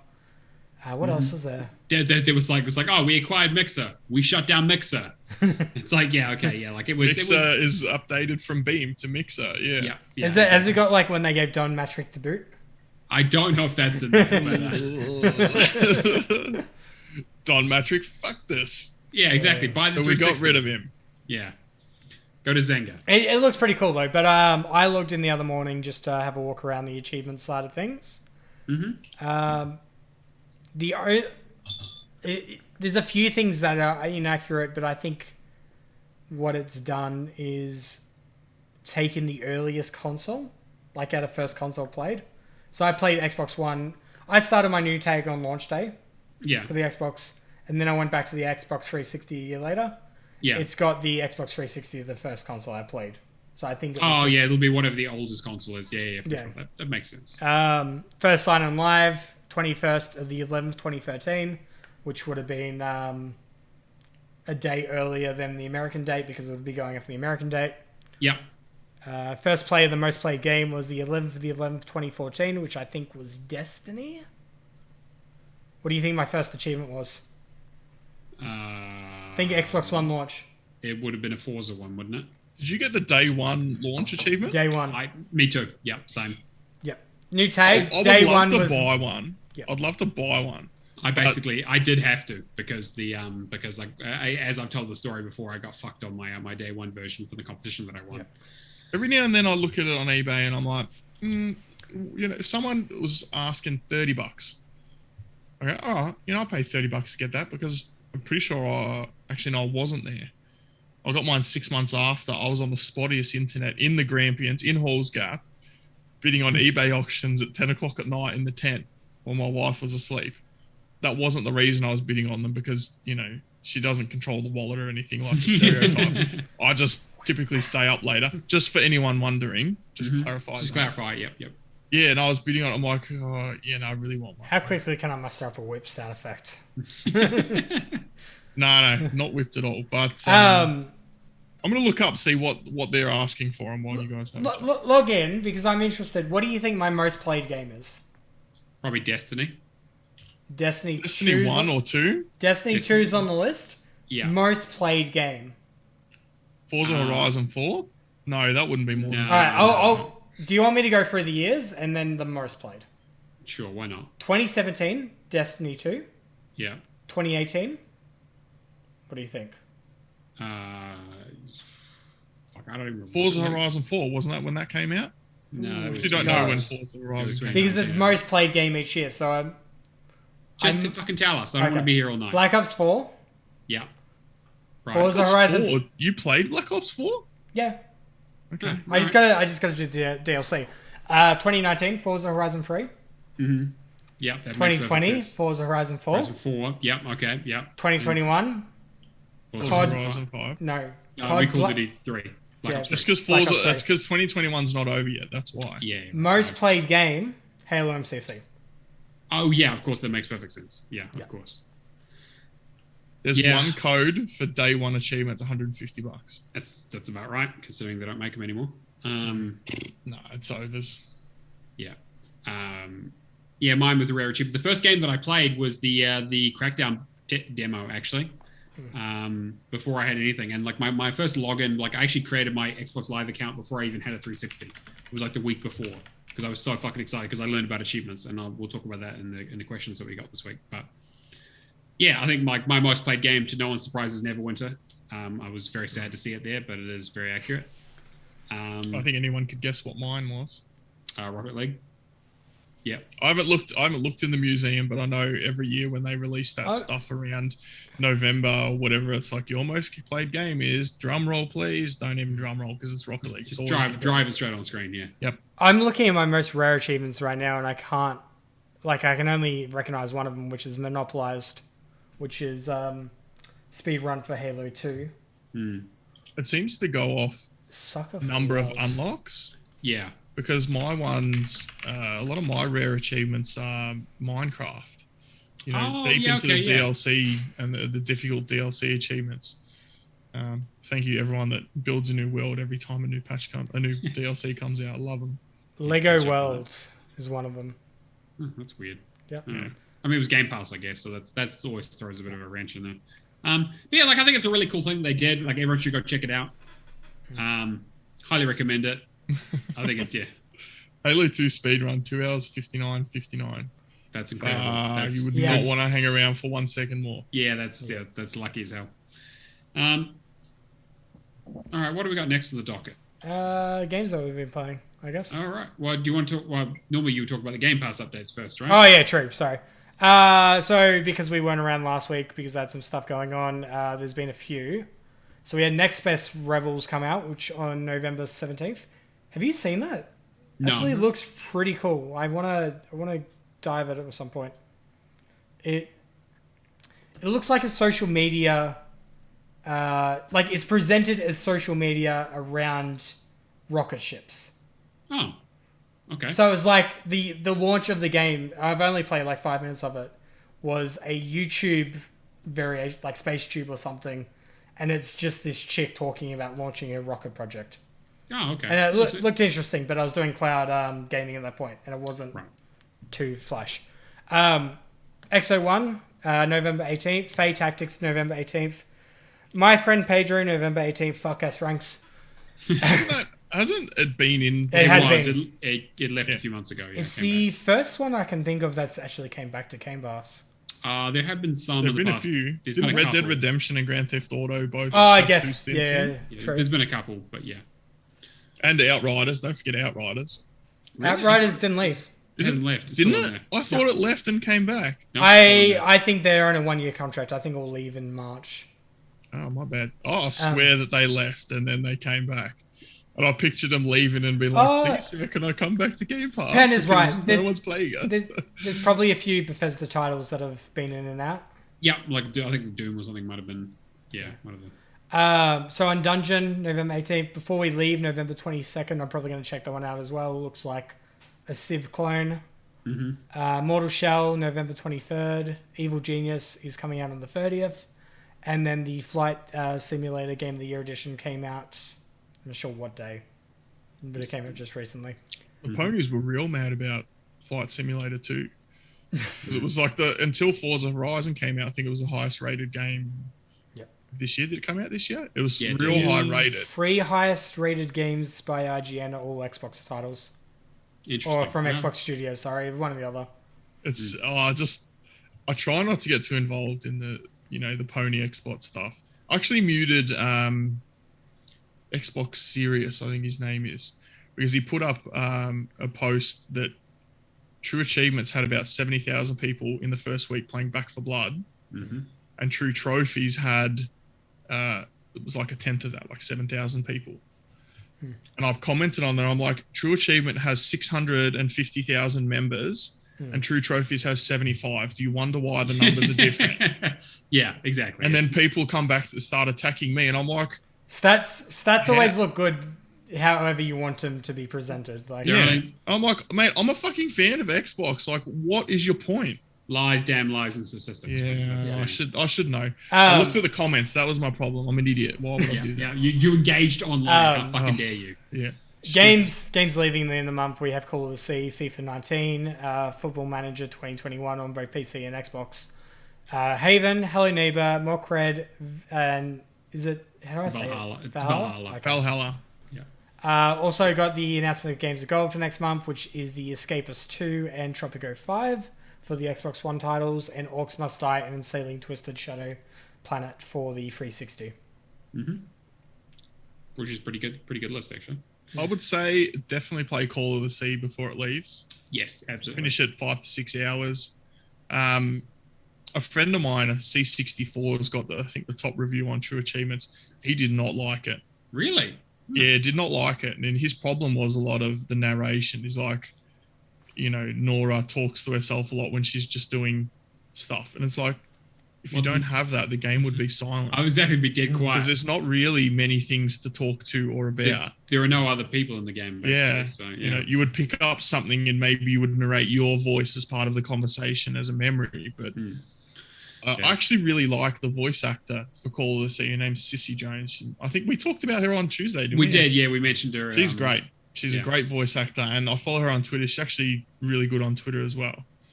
I don't know that that's a life skill, but she is good at it. I like her on Twitter. All right. Social media, baby. Yeah, let's get into what we've been playing then. Cameron, do you want to go first? Yeah, I'll quickly run through mine. Where's my list? Forza Horizon, Halo. Okay, who's next? I'm... okay. Where do I begin? We were here too. Do you want to talk about that, or do you want me to... Actually, a lot less raging. I know that you put in your titles both times I'll be raging.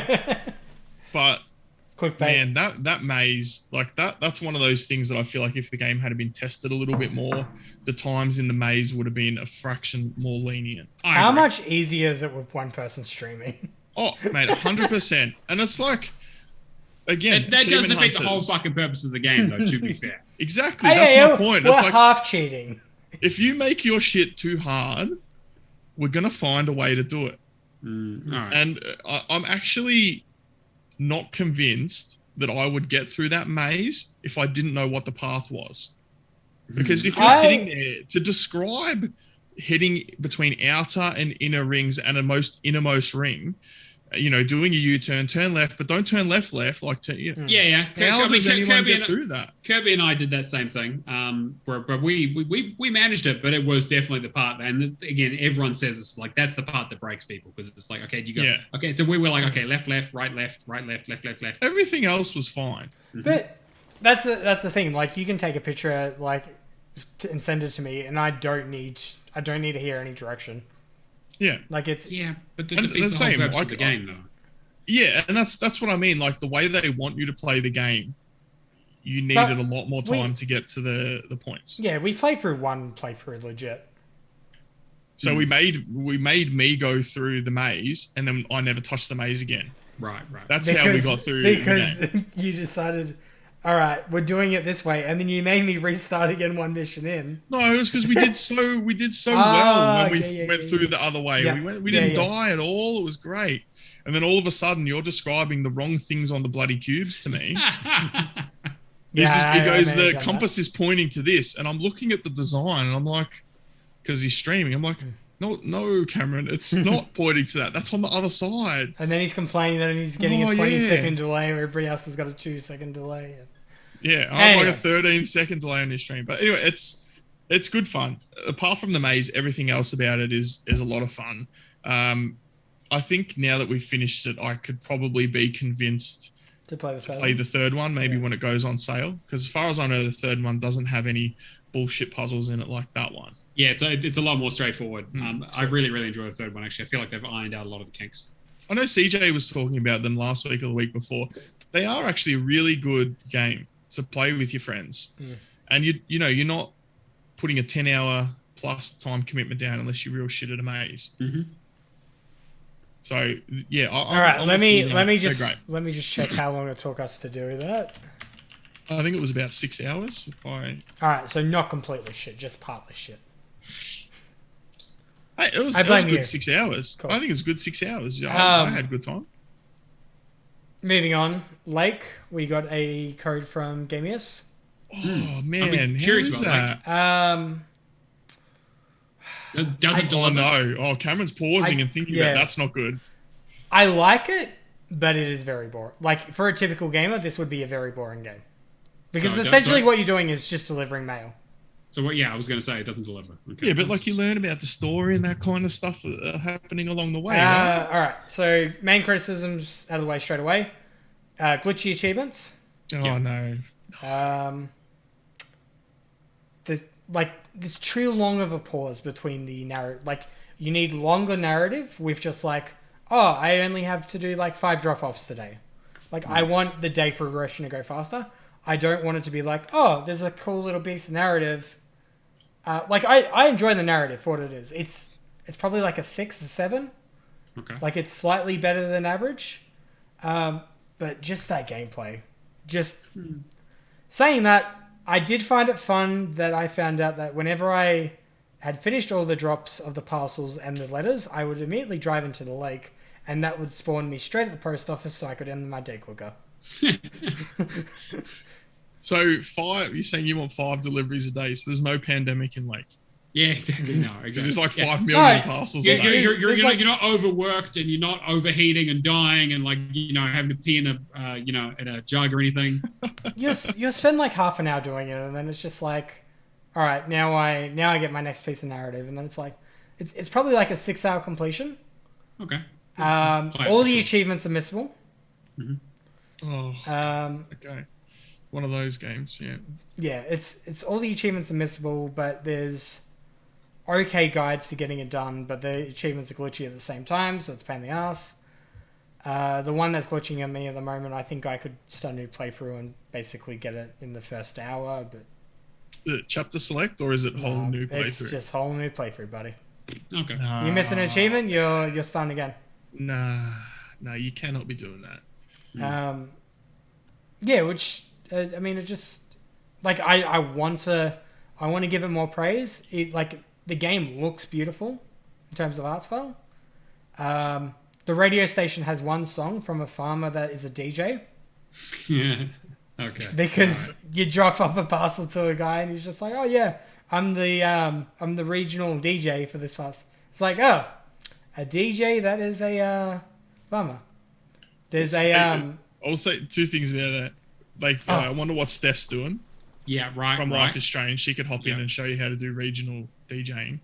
But maybe Maurice Chavez from Grand Theft Auto. Vice City. Vice City, yeah. Might not have been available. So, you take... Press the issues. Pressing issues with Maurice Chavez. So good. That was so funny, man. There was one part, like, Xbox Cast decided to raid me. And this was just after I had gone to the video shop. So I had to go back to this video shop. Because I think half the game's attention went into these titles. So we have videos like Back to the Present. Okay. Yep. Gremlins. Yep. The Bee.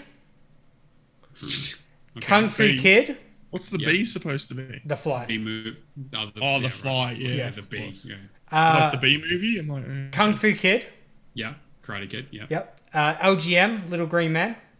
Yeah. Okay. Yeah. E.T. Yep. The Brunch Bunch. Yeah, okay, Breakfast Club. Yeah. Sarface. Saf. Okay, yeah. The Stormy Thriller photo display. The what? The Stormy Thriller photo display. I think it was meant to be the Rocky Horror Picture Show. Oh, okay. But the Stormy Thriller photo display. Okay. Yep. That's a stretch. Yep. Man, which is just Superman. Yep. Space Wars. Star Wars, yeah. 19 Candles. which is just fucking 16 candles. But It's whatever. the same movie, yeah. Yep. The Thermometer, which is the Terminator. Right, okay, yeah. Blade Jogger. Blade Jogger. Yeah. All right. The Odd Father. Yeah, okay, yeah. And The Good, the Bad, and the Duck Feet. Yeah, okay, that's the best one. All right, cool. I had to leave that one to last. So I generally did go in the video shop, and then this chick, like, I'm just like, she's totally hitting on me. I'm not reading this wrong. She's totally just trying to, ask me out on a date. And yeah, she asked me out for the movies, so. Spoilers. All right. Did you go with that? Yeah.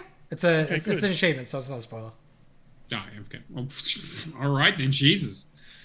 So, hey, is it a secret achievement? I stand corrected. Yeah, I was gonna say, there's a secret for a reason, mate. By the time I play it, I'll have forgotten that you said that. So. Yeah, what else you played? Played BPM, which is bullets per minute, which I'm not sure if I said about in the last show, but essentially a roguelite dungeon crawler where you're shooting things to the beat of the music. Oh, okay, yes, I've heard about so this. It's very difficult, but very fun and engaging. Saying that, you can't hold right trigger to shoot. It is a constant tap. Oh, okay. Right. Which is done. Yeah, right. Which fucking hurts after an hour. Right. So I've only got like 200 gamer score out of it, but like I love the game, but it needs some quality of life updates. Okay. And then other than that, it's either been Halo Infinite, which I've briefly talked about the multiplayer before. I've already said my thoughts. And then pretty much any title in the Assassin's Creed, any Assassin's Creed game, pretty much. So I have done the entire story for 1. I've done every miscellaneous achievement except for the collectibles now. I've done Assassin's Creed 2, which I have 8 achievements left, which are essentially just a few miscellaneous and collectibles. I've done all of Brotherhood, which is essentially the exact same thing. And I've done half of Liberation, where I was falling asleep. Like, it was that boring to the point I was falling asleep that I went, no, I'm just gonna skip this for now. Fair. Is this a series completion that you're working on for this year as well? No, I remember you saying Assassin's Creed. I got really... I played Forza Horizon 5. I loved it. I have 2 achievements left. And then I just had such a... nothing could satisfy me. Like, I kept on trying to play different games, and I know what can satisfy you. I know Don't I say knew a Rocket girl League. like that. No, I mean, yes, Rocket League. I wasn't going to say Rocket League. I'll be fine when Halo Infinite comes up. No, Maximon, dude. I'm on a fucking diet, you asshole. You didn't qualify. Listen, sends me a message yesterday. She's like, I'm just enjoying my nice Maximon right now. I'm like, yeah, fuck you. I got another 20 kilos to lose before I do. Put it in a blender, mate. It's a smoothie. Yeah, add some protein powder and then skip 2 meals. Halo, like, you know what? Fucking, they're not sponsored or anything, but Halo Tops, fucking 360 calories at the most in a tub, being a fucking saver. What is, and I would like to hear the chat's opinion on this as well, in a Maxibon, what is the superior side? Oh, I told you, it's not the cookie. You're wrong. I like the cookie side, right? But no, Matt, don't you go to the dark side. I don't know. It's a hard one because the thing is, like, I'm holding the cookie side, right? So it's like it's got two uses. One, it's the superior side, so you eat it second. But 2, it doesn't melt in your hand. Are we talking taste or utility? I'm talking just about taste, but I'm saying it then you're lost. Cookie second. I think it's. I mean, like, I'm going to abstain from this. I don't know. I look. It's been so long since I've had a Maxi Bond because they fucking Refuse to sponsor you. How That's do I do a fucking poll? How do I do a fucking poll? Yeah. All right. Well, you know what? I think is the rudest thing about that. They could have sponsored you for one box each. Exactly. And they cost $8 usually. We are cheap as fuck. The cost for them would have been like $4. You'd be like, go to Safeway. Here's a voucher. Go to Safeway or whatever you've got in your supermarkets in New Zealand. You know what? Eskimo pie is the official ice cream of the Well, here's the thing though. Like, joke's on us. We're still fucking talking about them. They realize it. Oh mate, shit. I love it. Nicole got $2 as a Maxi Bond. You know what? We're getting codes now. I'm happy. At least we're getting something. All right. Anyway, we can't go off on a fucking another Maxi Bond tangent. Otherwise, Charlotte will kill me when she has to listen to this. Every podcast now. Yeah, every time. Yeah, so I basically just having to try and find that scratch. And the Assassin's Creed stories, like 2 is hands down the best narrative. Mm-hmm. But saying that, with the FPS boost of the first one, like I honestly think Assassin's Creed, in terms of just a game, is probably the best one in the series. And I don't know if you'll disagree with that, but okay, yeah. Game I've from never played Assassin's Creed, but I don't know that I would agree with you. 2007 was a magical game for magical year in gaming.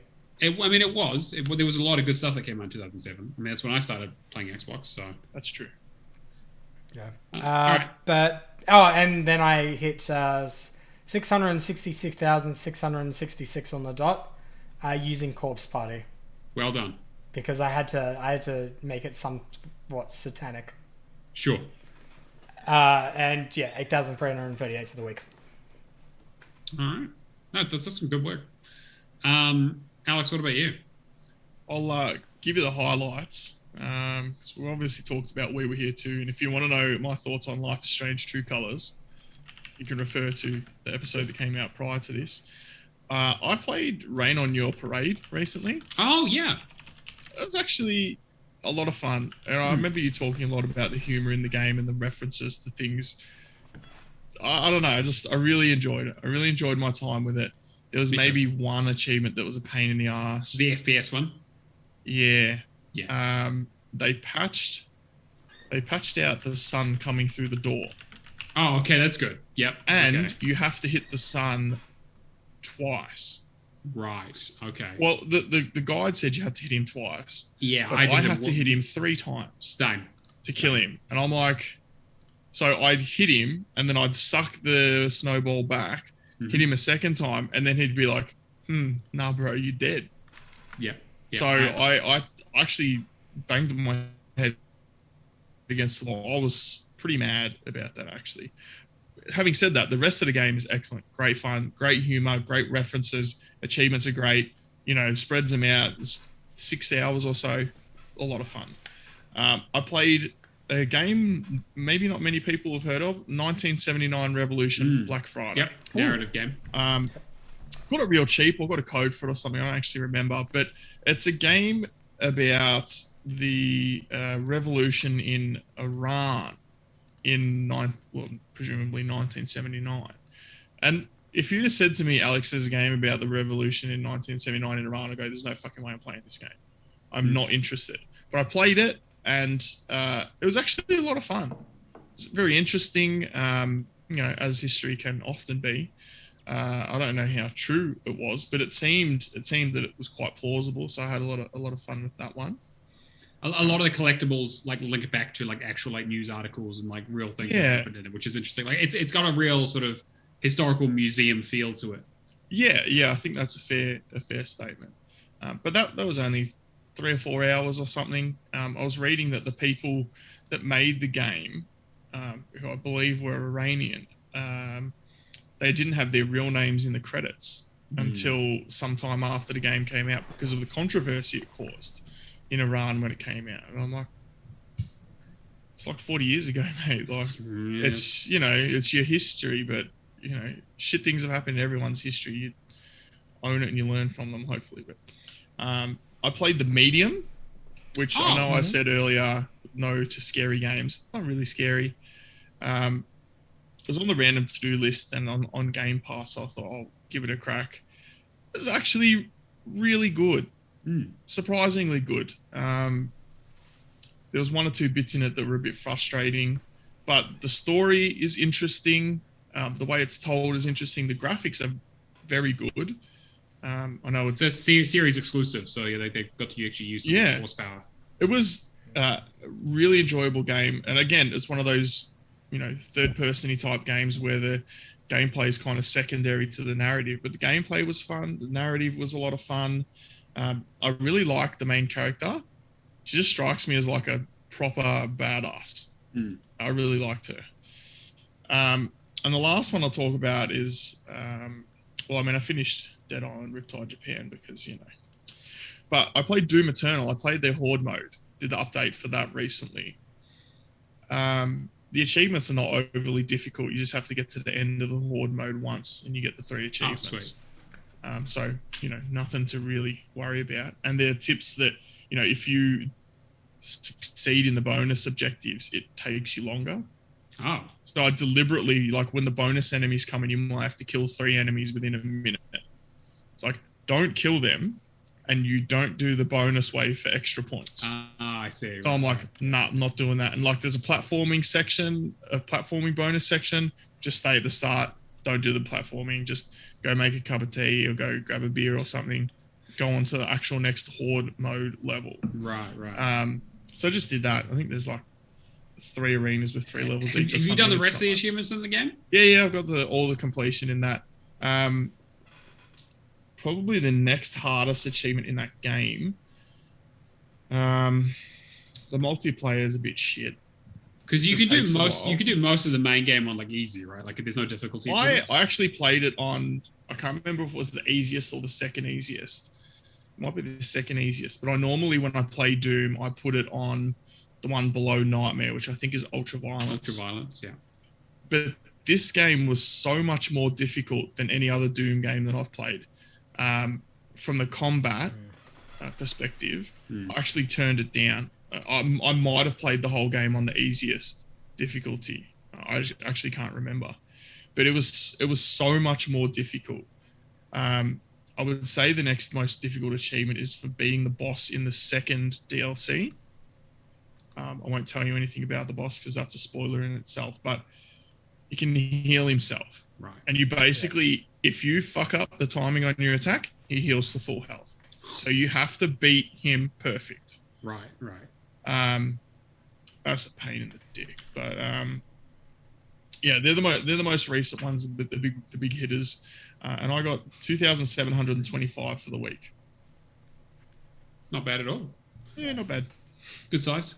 I thought that was coming. Yeah. Fuck's sake. But not bad. Not bad. Good size. I watched that video the other day. Just get shot up on Reddit the other day. Alex, the chick at the bar. Yeah. No. Let's say that's not what got said to Tim Payne. No, absolutely. Sorry, I should have let you finish that drink before I said that, Cameron, because you might have sprayed it out. But or maybe she did say that. I don't know. I mean, hey, only the text will tell. Don't worry, I'm pretty sure his wife would be spitting out a fireball at him as well. Oh boy. Anyway, what have you been playing? A few bits and pieces. I ran through the Dark Pictures anthology House of Ashes. Not last week, but the week before. That's the third one, yeah. It's the third one, yeah. It's really good. It's really good. Is Ashley Tisdale in that? She is. Okay. She's not very good in it. Yeah, I thought that. Yeah, she's pretty fucking bad at it actually. But the game itself is really good. The quality of life stuff that they've been doing through those games, like this is the best one that they've done. They've got a lot more accessibility options. There's the difficulty setting now, so it's like if you like want to play through the stuff and you're actually shit at QTEs or like you don't like the heartbeat thing, they can put it down to like really, really simple. Do you have to play it 16 times all the way through? You need to play it through, I think I did like 4 playthroughs. If you do like 3 main playthroughs, you can usually clean up a lot of the other stuff. If you got a good guide, like I kind of didn't do the most optimal playthrough, but like it did take me a while to get through it. What kind of game is it? It's a narrative game, so it's kind of like the game just sort of plays through itself. You just make decisions at various points through conversations and through like quick time events, basically. Like Until Dawn. And we had it like the same developer, same developer as Until Dawn. Yeah, so it is okay, like right. it's exactly that kind of game. I was gonna say Mike's been saying about the Man in the Dan like crashing very on the PC. yeah.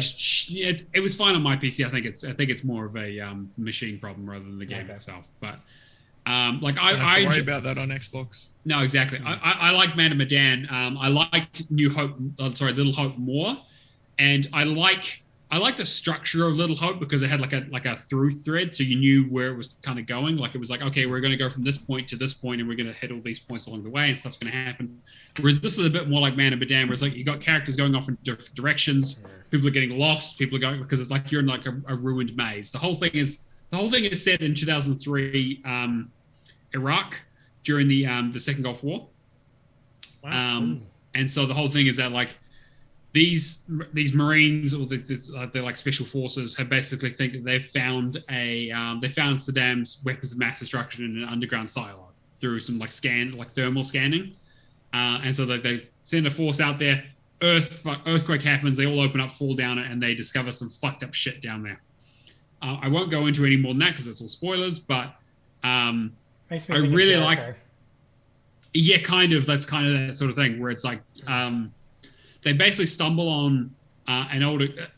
This game actually ties the other games all into like sort of shows that they're all in the same universe. There's a lot more references to the other games, which is funny because the other games happen obviously in contemporary times in like 2019, 2020, whereas this is much earlier. But I liked it a lot. It was really, really good. I like the characters. For the most part, I mean, like there's some like again, it's the usual like relationship stuff where it's like, oh, this character doesn't like this character because of this, and it's like, oh, whatever, like Can you romance them? They're yeah, well, kind of because it's like okay, so like this isn't really a spoiler. It's in the first 5 minutes of the game, but Ashley Tisdale's character, her husband shows up for this mission, and but they've been estranged for like a year. While he's been working on this like thermal imaging project, and it's like they haven't been together really, and she is hooked up with one of the other characters for like the last 3 weeks or whatever, and so there's a lot of like, okay, who's she going to be with? You decide around that kind of stuff, and it's like there's a way for him to find out about it, and like they get into a fight, and anyway. Sounds like the start of Walking Dead, not the game, the TV show. Yeah, it is kind of like that. Yeah, it is actually a lot like that. The game like goes off the deep end in a way that I really, really enjoy, though. Obviously, I know people had like the Man of Medan stuff. People were usually okay with the story, but a lot of people took issue with how the narrative was done in Little Hope, which I can kind of see. I thought it was fine, but I understand why people didn't like it. This doesn't do that. This does its own thing, and it's really, really interesting, and I liked it. And I want more people to play it so we could talk about it. Like it would be a good thing for a spoiler cast. I mean, actually, the whole anthology. They also, as they always do, they showed a trailer at the end of it for like the next one. Was it 6 that they were doing? So that was the thing. So like originally it was like they were going to do like one every 6 months, and then they were going to be like, oh, okay, we'll do one every 6 months, and we're going to do 8 of them. And then it turned into COVID hit, and it was like, oh, we're going to do one each year. It was like, okay, so I guess and then so like, oh, well, we've got 4 of them planned because they show 4 books on the bookshelf or whatever. I was like, okay, so, but they announced at the end of this one, they're like, okay, this is the end of season 1. So they're going to do another season of these. They've said, they've announced it. So I'm like, oh, cool. So they're still doing them. So I'm excited. I'm hoping that they get I hope they get the cadence up a little bit because 1 a year, it means we're going to be here for fucking ever. But you can also tell that this one was done during COVID. Like the voice acting isn't quite as good. The animations are a little janky. Like it's not as smooth as like Little Hope was. But I think overall it was good. I really enjoyed it. And I would definitely recommend it for the, like obviously we're out of the spooky season, but Nightbook was like that. You could tell it was during COVID. Yeah, fuck, Nightbook was actually rough. I think one of you said that a few weeks ago. I did. I did. I was like, you never see any of the characters interacting with each other.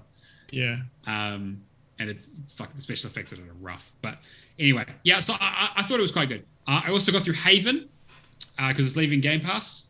I'd actually already downloaded it before it got announced because it was next to my sort of to playlist because I'd heard good things. I really enjoyed Haven. It was really nice sort of exploring game with okay combat mechanics.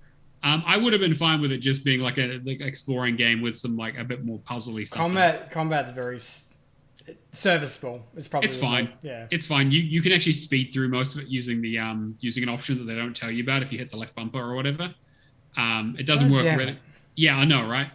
They don't mention ever, but I noticed that like someone in a guide mentioned it. So it's like, oh great, so you can just hit it. It's called like rush mode, and it just like speeds through most of the fights. But don't do it on the bosses because they don't always do the most optimal stuff, and you'll get fucked up. So some of the bosses are actually quite tough. But it's fun. Like I like the characters. I like the narrative. There's a lot of really good back and forth, and like it's very cute. And like it's like got a lot of like interesting like young people relationship stuff around it. They're also like really horny on main. Like there's a lot of they're real. They go to horny jail, bonk. Yeah, like there's a lot of a lot of horny jail stuff where I was like, I mean, like what? Like they're the only, there are a couple who've escaped a repressive regime where everyone's matched up by like an AI, and because like they're essentially like, well, we want to live our lives together because we love each other and fuck everything else, so we're going to go and basically flee. And so like like they're like young in love, and they also have like a lot of weird fights, and there's a lot of quirky dialogue, and they're also very interesting characters. But like I really enjoyed it. I could have really done without the combat for the most part, but it's really nice to have this thing where you're just kind of floating around, like you zoom around really fast, you like jumps off stuff and kind of trying to find routes around this map. It does drag on for just a little bit too long, but I thought it was good. I would definitely recommend it. I also played Hello Neighbor, which I would not recommend. It's fucking terrible and just like I already bounced off. That is the worst game I've ever played in Game Pass. It's one of the worst games I've ever played. It's just there's nothing good about it. The only what was the other neighbor game that I played? Secret Neighbor, and then Secret Neighbor's alright. They're doing a sequel. Hello Neighbor. It's Hello Neighbor something, I think it was. Hide and Seek. Hello Neighbor, the hide and seek one. Yeah, that was a weird one. Yeah, it was weird. Yeah, Secret Neighbor was okay, but yeah, Hello Neighbor is just bad. It worked though, which I hear is one of the problems. Hello Neighbor is it's very glitchy, unpredictable and glitchy. Yeah. I'm glad that you can put on the friendly neighbor thing so they don't put any traps in there, and I'm also glad that like the was it Bill's video guide is very good for it. Like shocker. Right, yeah. Bill's is the king. Bill's is great, yeah. But like he fucking nailed it because I was like I tried finding like a text walkthrough and I was like, you know what, fuck it, I'm just gonna watch a video. And he's like, yeah, here's the whole game in like 2 hours. And like obviously it wasn't exactly 1-to-1, but it was good enough that I didn't feel like I was struggling with it too much. So I'm glad to get it out of the way because it's leaving Game Pass. And I also played Morcrid, which is also leaving Game Pass, which is basically someone was like, hey, Inside was a cool game. And I also really like that brothers mechanic of using 2 characters with each thumbstick. My brain is not made for that. It was, yeah. Well, imagine trying to do that with 2 different controllers. That was the tricky bit. Because imagine trying to do that with your partner. Yeah, Alison didn't want to play co-op with me, so I had to basically just manage it myself. Exact same thing with Nikita. It was an interesting game. The tier ratio is not way too high. Like, it's not that difficult. There's definitely some challenge to it, but I actually quite enjoyed it. There's a walkthrough on True Achievements. They can run you through it. You need to speed run the game, and you also need to finish the game without dying. But every time you die, you can just die. Yeah, okay. The speed run is like 2 hours. I finished the game in like an hour and 40 minutes. So there's quite a bit of room for error there. And also, every time you die, you can just go back to the main menu and just continue, and you'll be fine. It counts it. So it's a good one. Like it's a really good one. Like it's very lenient, and because you're doing that, your timer isn't going up. So like you'll be fine. I think it's a really cool game. The only thing about it is that the controls get a little bit annoying because it's a little bit like you're rolling a ball a lot of the time, and so managing 2 different characters trying to make sure that they're pushing on it at the same time, it doesn't roll away for them, and you have to stay in the light sphere because if you touch a shadow, you die. So it does get a little finicky. There's one achievement that really sucks in it that you'll probably need to get on your second playthrough for ringing all the chimes, and there's no chat to select. So if you fuck it up, you need to redo the whole game. But it's a short game, so I wasn't. Yeah, that's the one thing I was like, I got to the end of it, I was like, please have it, and it worked the second time. So I was like, okay, I'm good. But yeah, that kind of thing was in the medium, I think, as well. You had to collect them all in one save file. Yeah. So that's the Game Pass stuff. I also started playing Scott Pilgrim vs. the World, the completed edition, because I got it for Secret Santa. So playing that barred up. So yeah, been playing that with Charlotte. So wait, you got your Secret Santa prize? I did. Yes. So I went through that, and it's fun. It's a good game. Charlotte and I had a good time running through it. We ran through it with our first characters. We're gonna have to do obviously all the other run throughs because you need to unlock Nega Scott, which is annoying, but is what it is. The game's fun. Like it's a good co-op experience. It has all the same achievements though, so if you didn't like them, it's not going to change anything. It's also quite glitchy. Charlotte fell through like the big hole in the middle of the first episode, in the first chapter, and then glitched up behind it, and then couldn't get back or fight any enemies. So we had to restart the whole thing. So there's a few glitches in it, but it is what it is. Yeah. And then just yesterday I started Little Nightmares 2, which I'm a big fan of the original game. This game is more of the same, but more refined. Is that a side-scrolling game? Yes, it's a 3D side-scrolling game, so you can move within, like it has 3D stuff in it, but you can move left and right on it. We'll get to that. But it is a side-scrolling game. The original Little Nightmares is at least, and it does have a sequel, and I have played it on an Xbox. Now Cameron gets it. God damn it. So I actually really enjoyed this game. Like I said, it is more of the same, but they've clearly got a bigger budget, and they went ham. They were like, we're gonna get better special effects, we're gonna do better stuff with the levels, we're gonna like it does a lot of the same stuff, but like just really well refined. It is the platforming is a little bit iffy because you're still trying to jump in this third dimension. So it's like, is the thing I'm trying to jump through on the same plane that I'm at, or do I need to move forward or backwards? Can be a bit iffy, but the game's pretty forgiving. It also doesn't have the achievement for like get through the game in 1 hour without dying. The achievements are way easier and like a lot more forgiving, and like I really enjoyed it. Like I finished it. Like I powered through it today, this afternoon. So I played through a lot of it last night. It's not very long. I got it done in like 5-6 hours. And most of the achievements are pretty standard. There's a good video guide for it you can check out. But I definitely recommend playing through it. It'll be on my Game of the Year list. Probably not near the top, but it'll be on there. And that puts me at... I was just going to say me and Charlotte in unison then. Everybody just going on the word challenge. Good luck. God damn, he had us. He had us. I can't write #dumbass. It's because slow mode's enabled. Yeah, slow mode. Sorry, mate. Can't have people guessing too often. But yeah, that puts me at 6,064 for the week. Nice. Very nice. Before you move on, I just want to quickly touch base on I played a little bit of Ghost Recon Advanced Warfighter. I got a 24 point achievement. You get a Nick Blue Balls with that. Well, we're trying to get through it, but it's we need another person to help us out with it. Do you have the leaderboards for that one? No, fuck no. I'll never get them. Salzbar finished that. I saw the last 2 months. I saw, and I've been talking with Mag, who is one of the other people who finished it recently as well. But I don't have 8 Xboxes in 6 months to put into it, unfortunately. Not with that attitude. Anyway, I was going to quickly just touch base. I forgot to mention this earlier, but Shane Bailey, who we had on a few episodes ago, is raising funds for cancer research this December as part of the Game On Cancer holiday spectacular. Can't speak. He has a podcast that he does on Wednesdays called The Movie Magic Show, where if you donate $25 or more to the cause, he's going to... you can pick a movie and then they'll review it.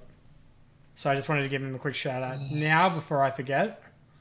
Does it have to be something good? No. Not at all. No, because it's going to kids with cancer. Go to charity, mate. They'll watch any crap. Just like as long as you don't pick a movie that is about cancer. Yeah, well, I think that's a little bit too on the nose. Maybe just don't pick a movie that they've already done. Basically, no, there's a movie called Zombie Nation. No, it's actually the lowest rated movie I've seen on IMDb. I think it was under 1.5. I think last time. Wow! All right, I'm gonna go and check it, but it is so bad. I actually don't know where you'd find a copy of it, to be quite frank about it. All right. Yeah. Go and support that cause. Yes, absolutely. That's a great one to do. We'll probably do that when we think of the movie. Mm-hmm. All right, leaderboards. Where are we at? Leaderboards. We have Jimbot UK at 14,890. We have Mad Lefty at 8,550, and we have me on 8,334 for the week. Go team. Fantastic. Questions? Yes. We had one from Isaac from 2 weeks ago. Sorry, we had an off week last week. Hey guys, I have an Elite 2 controller, and I assume you guys have an Elite 1 or 2 controllers as well. So do you guys use the back buttons for anything? Have you found them particularly helpful for any achievements that you can recall? Thanks for taking my questions. Thank you, Isaac. It's always a pleasure getting a question from you every week. I've got both the Elite... Probably got them behind me. I barely use them. I haven't really used them since I got a Series X controller. Mate, you don't know what's up. I'm on my third Elite version 1, and I'm on. I've sent it away 3 times, so I'm on my 4th Elite V1, and I'm on my 3rd Elite V2. Yeah, the real Gamerscore listeners will know of the ongoing saga of Alex trying to get a working fucking controller that he spent $300 on. When they are the best controller that you can buy. Mm-hmm. Of all the controllers. They're just not the most durable. They just break down too frequently. To answer Isaac's question, no, I don't use the back buttons for anything. I never have. I've no interest in them. I have... part of the reason is because, I'm holding my controller, right? So this is the back of the controller. When something surprises me, I go, and I squeeze my hands. And so if I tried them with the buttons on there, and I'm like pressing A, B, X, Y every time something, I'm not expecting something, and I just, I can't play with them on. First thing I do when I get an Elite is take the paddles off. And I've never owned an Elite of any kind, basically because of the stuff that Alex and Cameron have said, because build quality wasn't there, pricing's too expensive. It's one of those things where I was like, I thought about asking for as a present for Christmas, but it's in the price range. It's just a little bit too much to be reasonable to ask, and also I don't really want to buy myself. I'll actually have a look right now. The Elite was 250 Australian. I'm pretty sure it's 280 New Zealand. Yeah, something like that. It was close to 300. Nothing has changed. $250 is far too much for that controller. But it's the best one you can buy. Don't get me wrong. When I used it at the end of the when I was using the Xbox One X, it was fine. But as soon as those series controllers came out, I don't know. It was something about the feel of the new controllers compared to the Series 2. Yeah, I wasn't planning on buying any series controllers because I'm perfectly happy with the Xbox One controllers. But I use the series controller that it came with all the time, and I'm like, actually, this is it feels really good. It's got a slightly different heft to it. It feels more comfortable, and it feels just a touch lighter. Yeah, a little bit. It works I think it's a tiny bit smaller. I think I actually don't know. I think it's just around the whatever you call that. It is slightly smaller. It's slightly smaller around there. The grips, yeah. And then we had another question from Ahmed. Ahmed A44. I'm sorry, I've lost it. What was the most difficult achievement to get? So I'm assuming it's just saying in general. Most difficult achievement. There's so many different ways you can interpret that. What's the highest ratio one that you've got? What's the one you spent the most time on? Yeah, I mean, probably the Kane and Lynch ones are probably a big one for me. Yeah. The if you don't have any at top of mind, I've got a couple. Yeah, I mean, Flawless Raider is probably mine for Destiny. Yeah, I could see that. Yeah. We freeman that too. That's crazy. In terms of, I'm just thinking of one way of it being difficult. I have all the 10,000 kill achievements in Battlefield Hardline. I had to buy 3 additional Xboxes and play by myself to get those done. But even more difficult than that is winning 25 competitive matches. There's a 14.73 ratio, which is actually less than the 10,000 kills. But I think it's more difficult than any of those individual achievements. The survival mode in Zombie, it's a 1 life mode. It is, yeah. Although you can cheese it a bit, but yeah. Yes. I've surprisingly, I didn't actually need the cheese. I think in that run through, I paused and quit out once. but I didn't need to use any cheese. Yeah, for I that, used it which once, basically. I was surprised. I was pretty surprised about. I'm trying to think of That what. fucking nightmare mode in Zombie Army 4. Oh boy, yeah. That last boss battle. You know, the whole game in nightmare mode. Like I'm aware Oh, that of was the fine. irony. Nah, that was some bullshit, That's mate. fine. It was like, how can we make this game as unenjoyable as possible? I know what we'll do. We'll put everyone's a fucking. It's like the skull from Halo that makes all of the enemies into the top rank. I don't know what. The mythic skull. Mythic, yeah. Yeah, it's like that, but it's like before it used the skull, injected some steroids into it because it's just fucked, mate. That is no good. Encore ? Might be one of mine. What's and that that's completing all activities in a single festival playlist series for Forza Horizon 4. So that's doing every activity every week for 4 straight weeks. But even, like, I don't think that's difficult. Like, it's the same as somebody saying, like I know some people that just struggle with Eliminator. And Eliminator took me, like, 3 days to get. And that was on my, like, 6th match. Yeah, like, that's... It's subjective. Like, that's the... What's difficult for me is going to be easy for you and vice versa. The Bow to Me achievement in Dead Island Retro Revenge was reasonably tough. You have to get 5 stars on all of the story stages, and you basically have to hold a combo for the entire stage or maximize the points through the entire stage without getting hit. And there are times where you have to be close to the barriers getting hit to maximize your points. That's pretty tough. I mean, I've got like a shitload of Neverwinter ones, obviously, but most of those stuff, like, I got carried through, or I had like a good team, so it was like it wasn't so much on me for that. It's always hard to think of. I don't really have a lot of hard achievements. That's the thing. It's like I don't play it. Like, my ratio is like 1.7 or whatever. Like, I don't play stuff that's super difficult. I mean, like, finishing XCOM Enemy Unknown on impossible difficulty is one of my hardest achievements that I did. Like, and even then, like, there's ways to get around that. I'm just wondering if Keo, Todd, and Adrian would disagree with me, but I don't think Black Ops 3 was hard. It's just long and grindy. Yeah, like, exactly. Every game that I do, I know that eventually I'm going to get the achievement for it if I'm interested in getting it.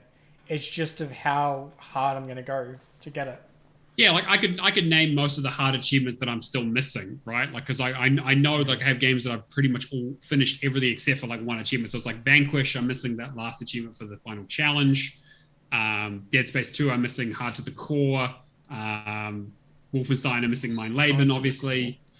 Hard to the Core is rough.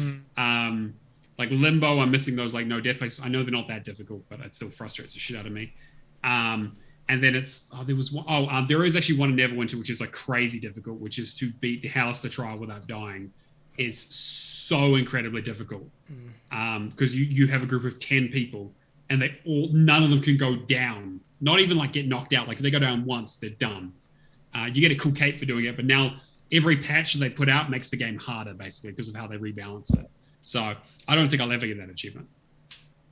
But yeah, like, I've got a lot of, like, relatively difficult stuff in there, but most of it's like stuff that I'll never get. Like, there's like the original was a Battlefield Modern Combat. There's one for getting like all the stars in the side objective stuff.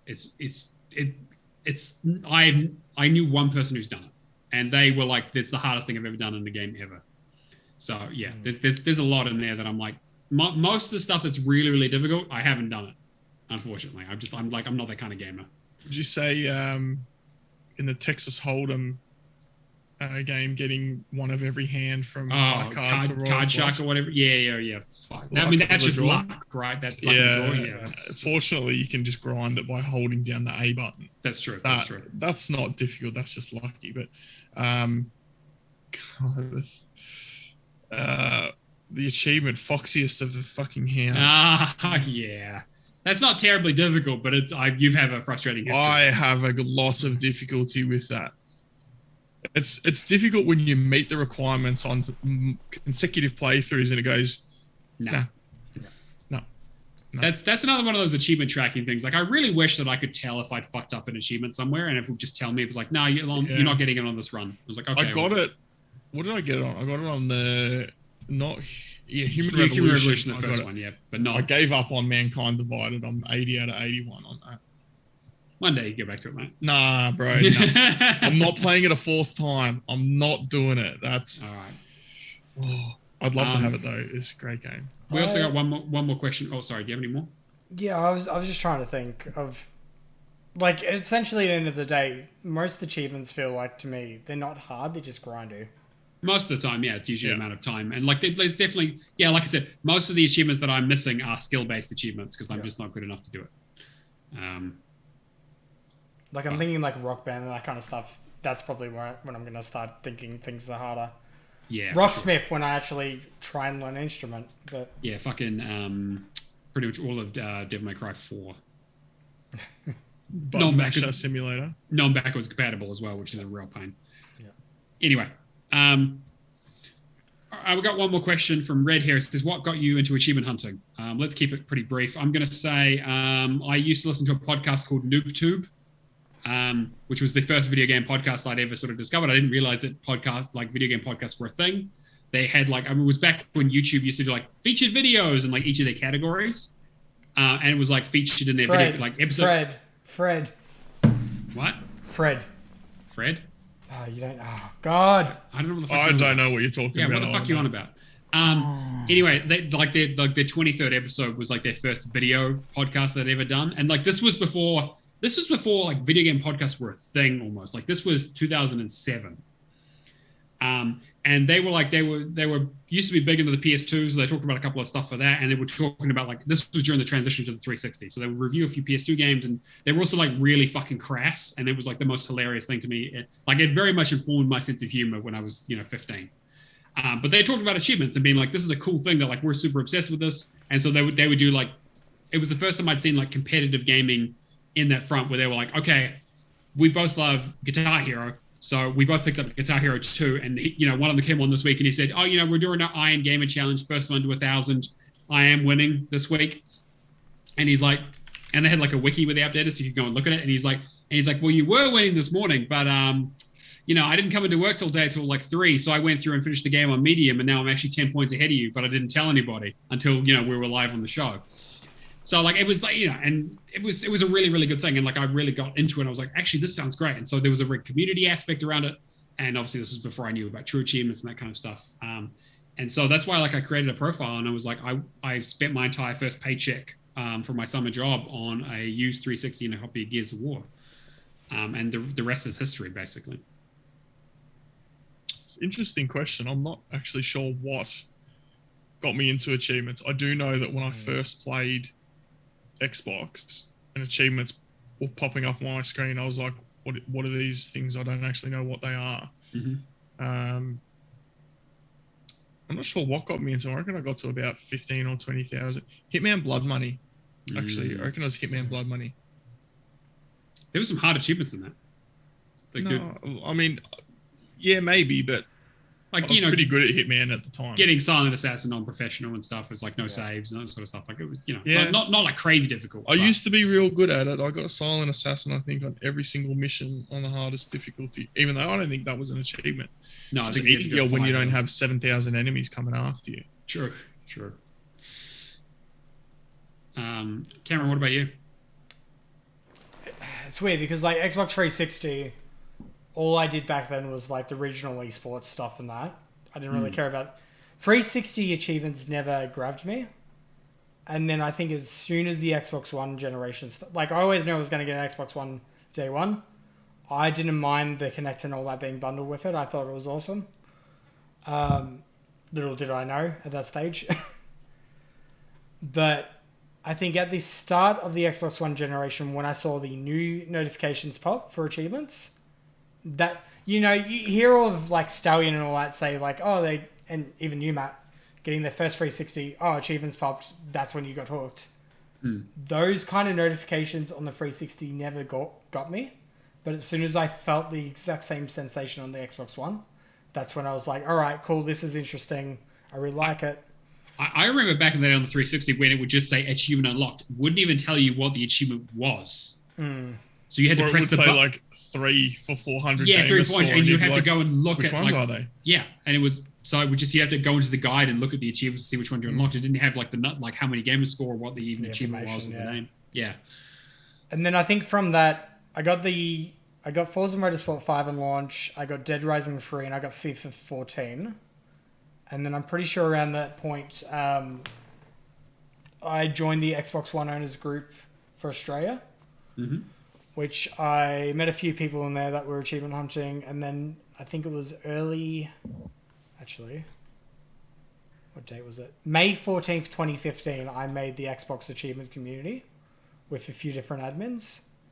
And then, like at this point, I didn't even know about true achievements. Right. So we essentially just used that as a group thing. There was the Gamer Score Challenge in the summer of 2016. I want to think, when they were doing the whole thing of like, it was essentially just bragging rights.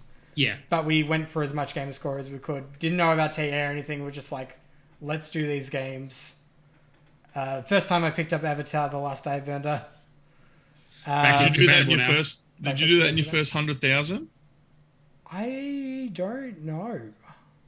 I know I definitely didn't because I'm like, I want to get to 100,000 without Avatar. Because I only, like, I think up until like 2017, 2018, I probably would have only had 200,000. Like, I've got 180,000 this year. Like, I'm a late bloomer when it comes to this stuff. And then, I don't know what time you would have joined the group, Alex. Yeah, I don't know when I joined, but I would say the time that got me hooked the most is when I joined True Achievements, which I don't actually know when that was because I'd played pretty much offline until that point. Yeah, because back when this group got made, we were essentially using it like a Discord, right? Just setting up like boost sessions and that through that, and a lot of it was just like we were doing Halo MCC together, or we were probably the most casual achievement hunters there were out there. We weren't super serious about it. We were just all about, all right, who needs to get a co-op buddy, do this. And this is before like LFG, that kind of stuff. And then later on TA happened, and then Discord, and I met Alex for the group, and that's how I history, right? Yeah. Essentially just went off that. Alex, you joined TA November 9, 2012. Yeah, okay. That was probably not long after I played online for the first time, actually. I reckon I would have been like 2016, 2017. Does it say? What does it say? You can do on your pro. There's a badge that says how many years you've been on the site, actually. Yeah, it doesn't say pro membership or anything. Oh, yeah, it does say 9 December 2012, 9 years on site. Yeah. So I'm at, so I was like 8th of September 2010. So, what do you say? It's a little... 26th of August 2014. Yeah, there you go. Right. But I doubt I would have used TA in early days. Yeah, have that answer. All right. Thanks, you guys. Thank guys for your questions. Feel free to you can send them in to us via email. We'll shout out all that stuff at the end of the show. You got any completion shout outs for this week, Cameron? I honestly haven't really looked through it this week. I completed a Maxibon earlier. That's a good one. I lost 10 kilos. Good. That's a good one. Charlotte hit 40,000. So nice. Fantastic work there. Saw that. She's got 10,000 more to go before the end of the year. Will she make it? Red got the Vice City complete. Oh, she just needs to play some easy games. 2 little ones. Yeah, she doesn't want to do. She doesn't want to do baby games though. She wants to do stuff that's not exactly that. What's Charlotte's ratio at? I don't know actually. She's probably actually doesn't want to do easy games. 1.1. Yeah. You said Red finished Grand Theft Auto Vice City Definitive Edition, which is good because I was really enjoying that. And other than that, not a lot of huge Haven. Yep. And then Red finished Procession to Cavalry, which I want to see what he thinks about actually, because I really enjoyed that game. Simone did Beyond Eyes, which I know it's delisted now, but that was a great game. I like that game. It was alright. It's good for giving that kind of experience. I think that's pretty much it. Yeah. All right. Well, if you want to get in contact with us, you can hang out with us on the Discord. We're at discord.io/Hall of Gamers. It's a new Discord, just in case you haven't been caught up. Basically, we just hang out there, post memes, talk about video games. That's where we do our word challenge and other bits and pieces and our completion stuff. And it's a good place to ask questions as well. Like, Matt, can you do my homework for me? Yeah, I mean, yeah, but actually, yes, yeah, we can, yeah. Yeah, although apparently that spread out into the Xbox cast as well. We've also got the Hall of Gamers word challenge, which is the it's really heating up. People are getting close to it, so I know a lot of people are waiting on this. Basically, I'm timed out for the next 50 minutes. yeah, exactly right. So should My have privileges. I was about to give out the new clue. So, for those who don't know, I've picked a game, and I put a GIF in our bot. And if you go into the channel and type in the name of the game, the GIF will come up, and you win $20. Simple as that. $20 Australian. We'll convert it to whatever your local currency is, but. You know what? I also found out a very interesting fact this week too. Yes. That there's no region restriction on gifting Game Pass Ultimate. Oh, so that's if worst good. comes to worst, I'll just give you a month of Ultimate. Cool.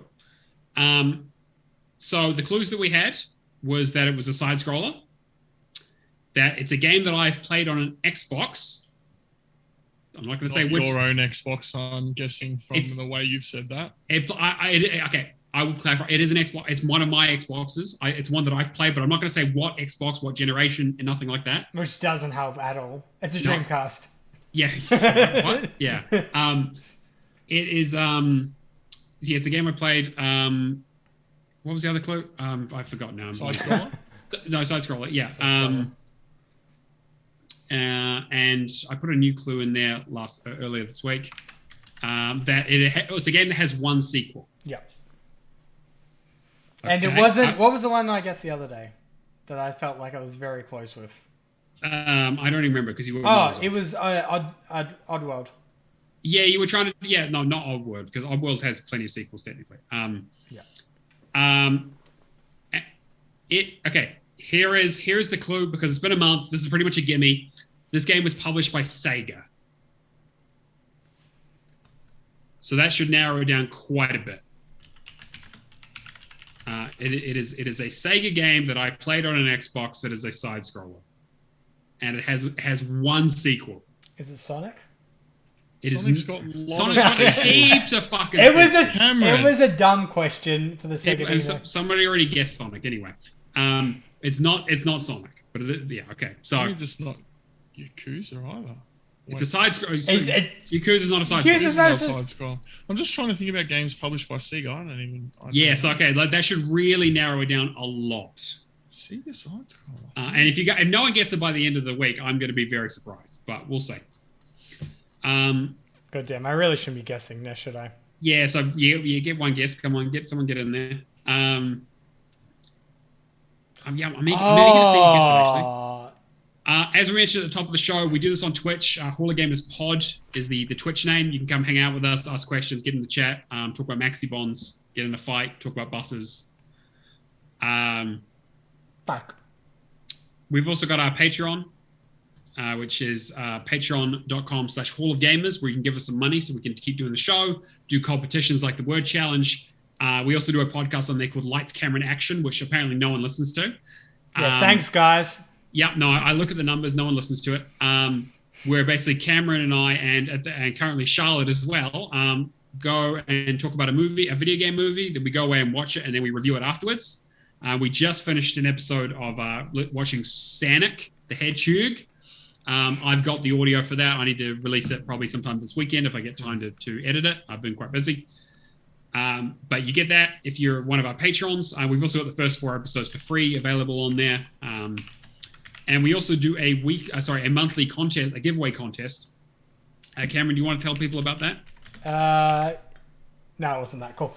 So giveaway basically. Oh, should I be drawing it tonight? No, we'll draw it next week.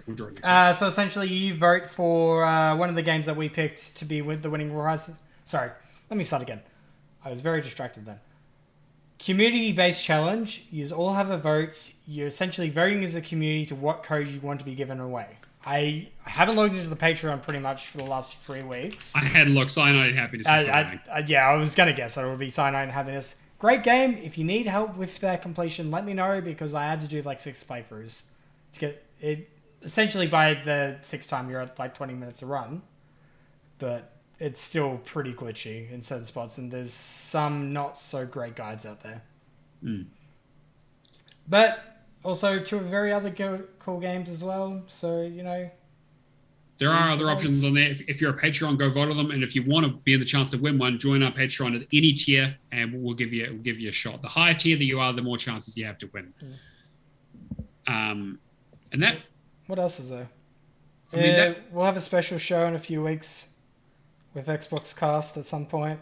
Yeah, we're looking at doing some collab stuff towards the end of the year with Game of the Year stuff. Cameron, do you want to give our Patrons a shout out? Yeah, let me bring it up. Sorry. My browsers have been really shit today. Actually, I think I'm going to start answering people in the word challenge about why their guesses are incorrect. Just give them attitude. All right, so we've got Mad Lefty, we have G Space, we have Admiral Awesome, we have Odrin Johnson, which I actually want to give a quick shout out. He did a I'm going to post it in the Discord soon, but he did a spoiler-free review of Hawkeye episode 1 and 2 that just came out. Oh, okay. And it was a Odrin just always produces top quality stuff. So yeah, Odrin's he does amazing work. Cobra Todd, Kia Live at Home, Moogle356, Charmander, thank you, Charlotte, Kung Fu Skills, Hawkeye Barry, Hack and Pone, Cavalier 07, Old Mate Clown, and McLovin Legend. Thank you, Fantastic. guys. Yeah, we literally could not do the show without you guys, so we really, really appreciate it. And to a further extent, the show doesn't run when I'm not here either, so apologies for last week. Well, yeah, it's true. In terms of Twitch stuff, yeah, Cameron does all the Twitch work and stuff, so we can't stream on Twitch without him for the most part. You know what, though? I want us to get a few more guests on, just to do spoiler cast episodes. Yeah, I enjoy the spoiler cast stuff. Well, I think if you guys have missed it for some reason, Alex and I did a spoiler cast episode of Life is Strange: True Colors that we released earlier this week. Definitely go listen to that if you played through the games. We talk about the whole series in general, so if you're going to play those, do that first. But I absolutely loved it. So pretty much open invite if there's a game series or a game in particular that's, I'd say, relatively new or something. I mean, I don't give a shit. You want to talk about something? Let me know. Mostly if it's narrative based. Just hit us up. Like if you want to do a spoiler cast on Forza Horizon 5, I'm still happy to do it. We're not. People going to listen to me talk about cars. We're not. I'm going to be cut it down to 5 minutes, and I'm just going to do racing noises every time you talk. So viewer numbers die off anytime you talk about Forza already. Yeah, exactly. Yeah, I know. I mean, fuck, I go to sleep all the time. I sleep at the wheel. All right, well, that's going to wrap up the show. If you want to get in contact with us, you can email us at hallofgamerspodcast@gmail.com. On Twitter, we're at hallofgamerspod. Our Discord is discord.io/realgamerscore, and our Patreon is patreon.com/hallofgamerscore. Hall of Gamers, rather. Halls of Gamerscore. Yeah, Halls of Gamers. I mean, it's 12:30 at night here. I'm half asleep. I should too. Yeah. You can write in questions. We're also always down for guests. If you want to guest on the show, talk to Cameron. He organizes all that shit. If you want to help out the other podcasts in other ways, subscribe to us on your platform of choice. Leave us a review. Tell your friends. Word of mouth is always the big one. Always talk about it in our gaming sessions and that sort of stuff. If you want to find me, you can find me on Neomaster on pretty much everything. Xbox, True Achievements, and Discord. Alex, what about you? Anything you want to plug? No. Don't send dick pics. I mean, now that you've said that, that's good. It's good. I'm glad that you specified. Okay. Yep. And especially, do not send them to me at Professor Pluto on Twitter and Xbox if you would like to follow me.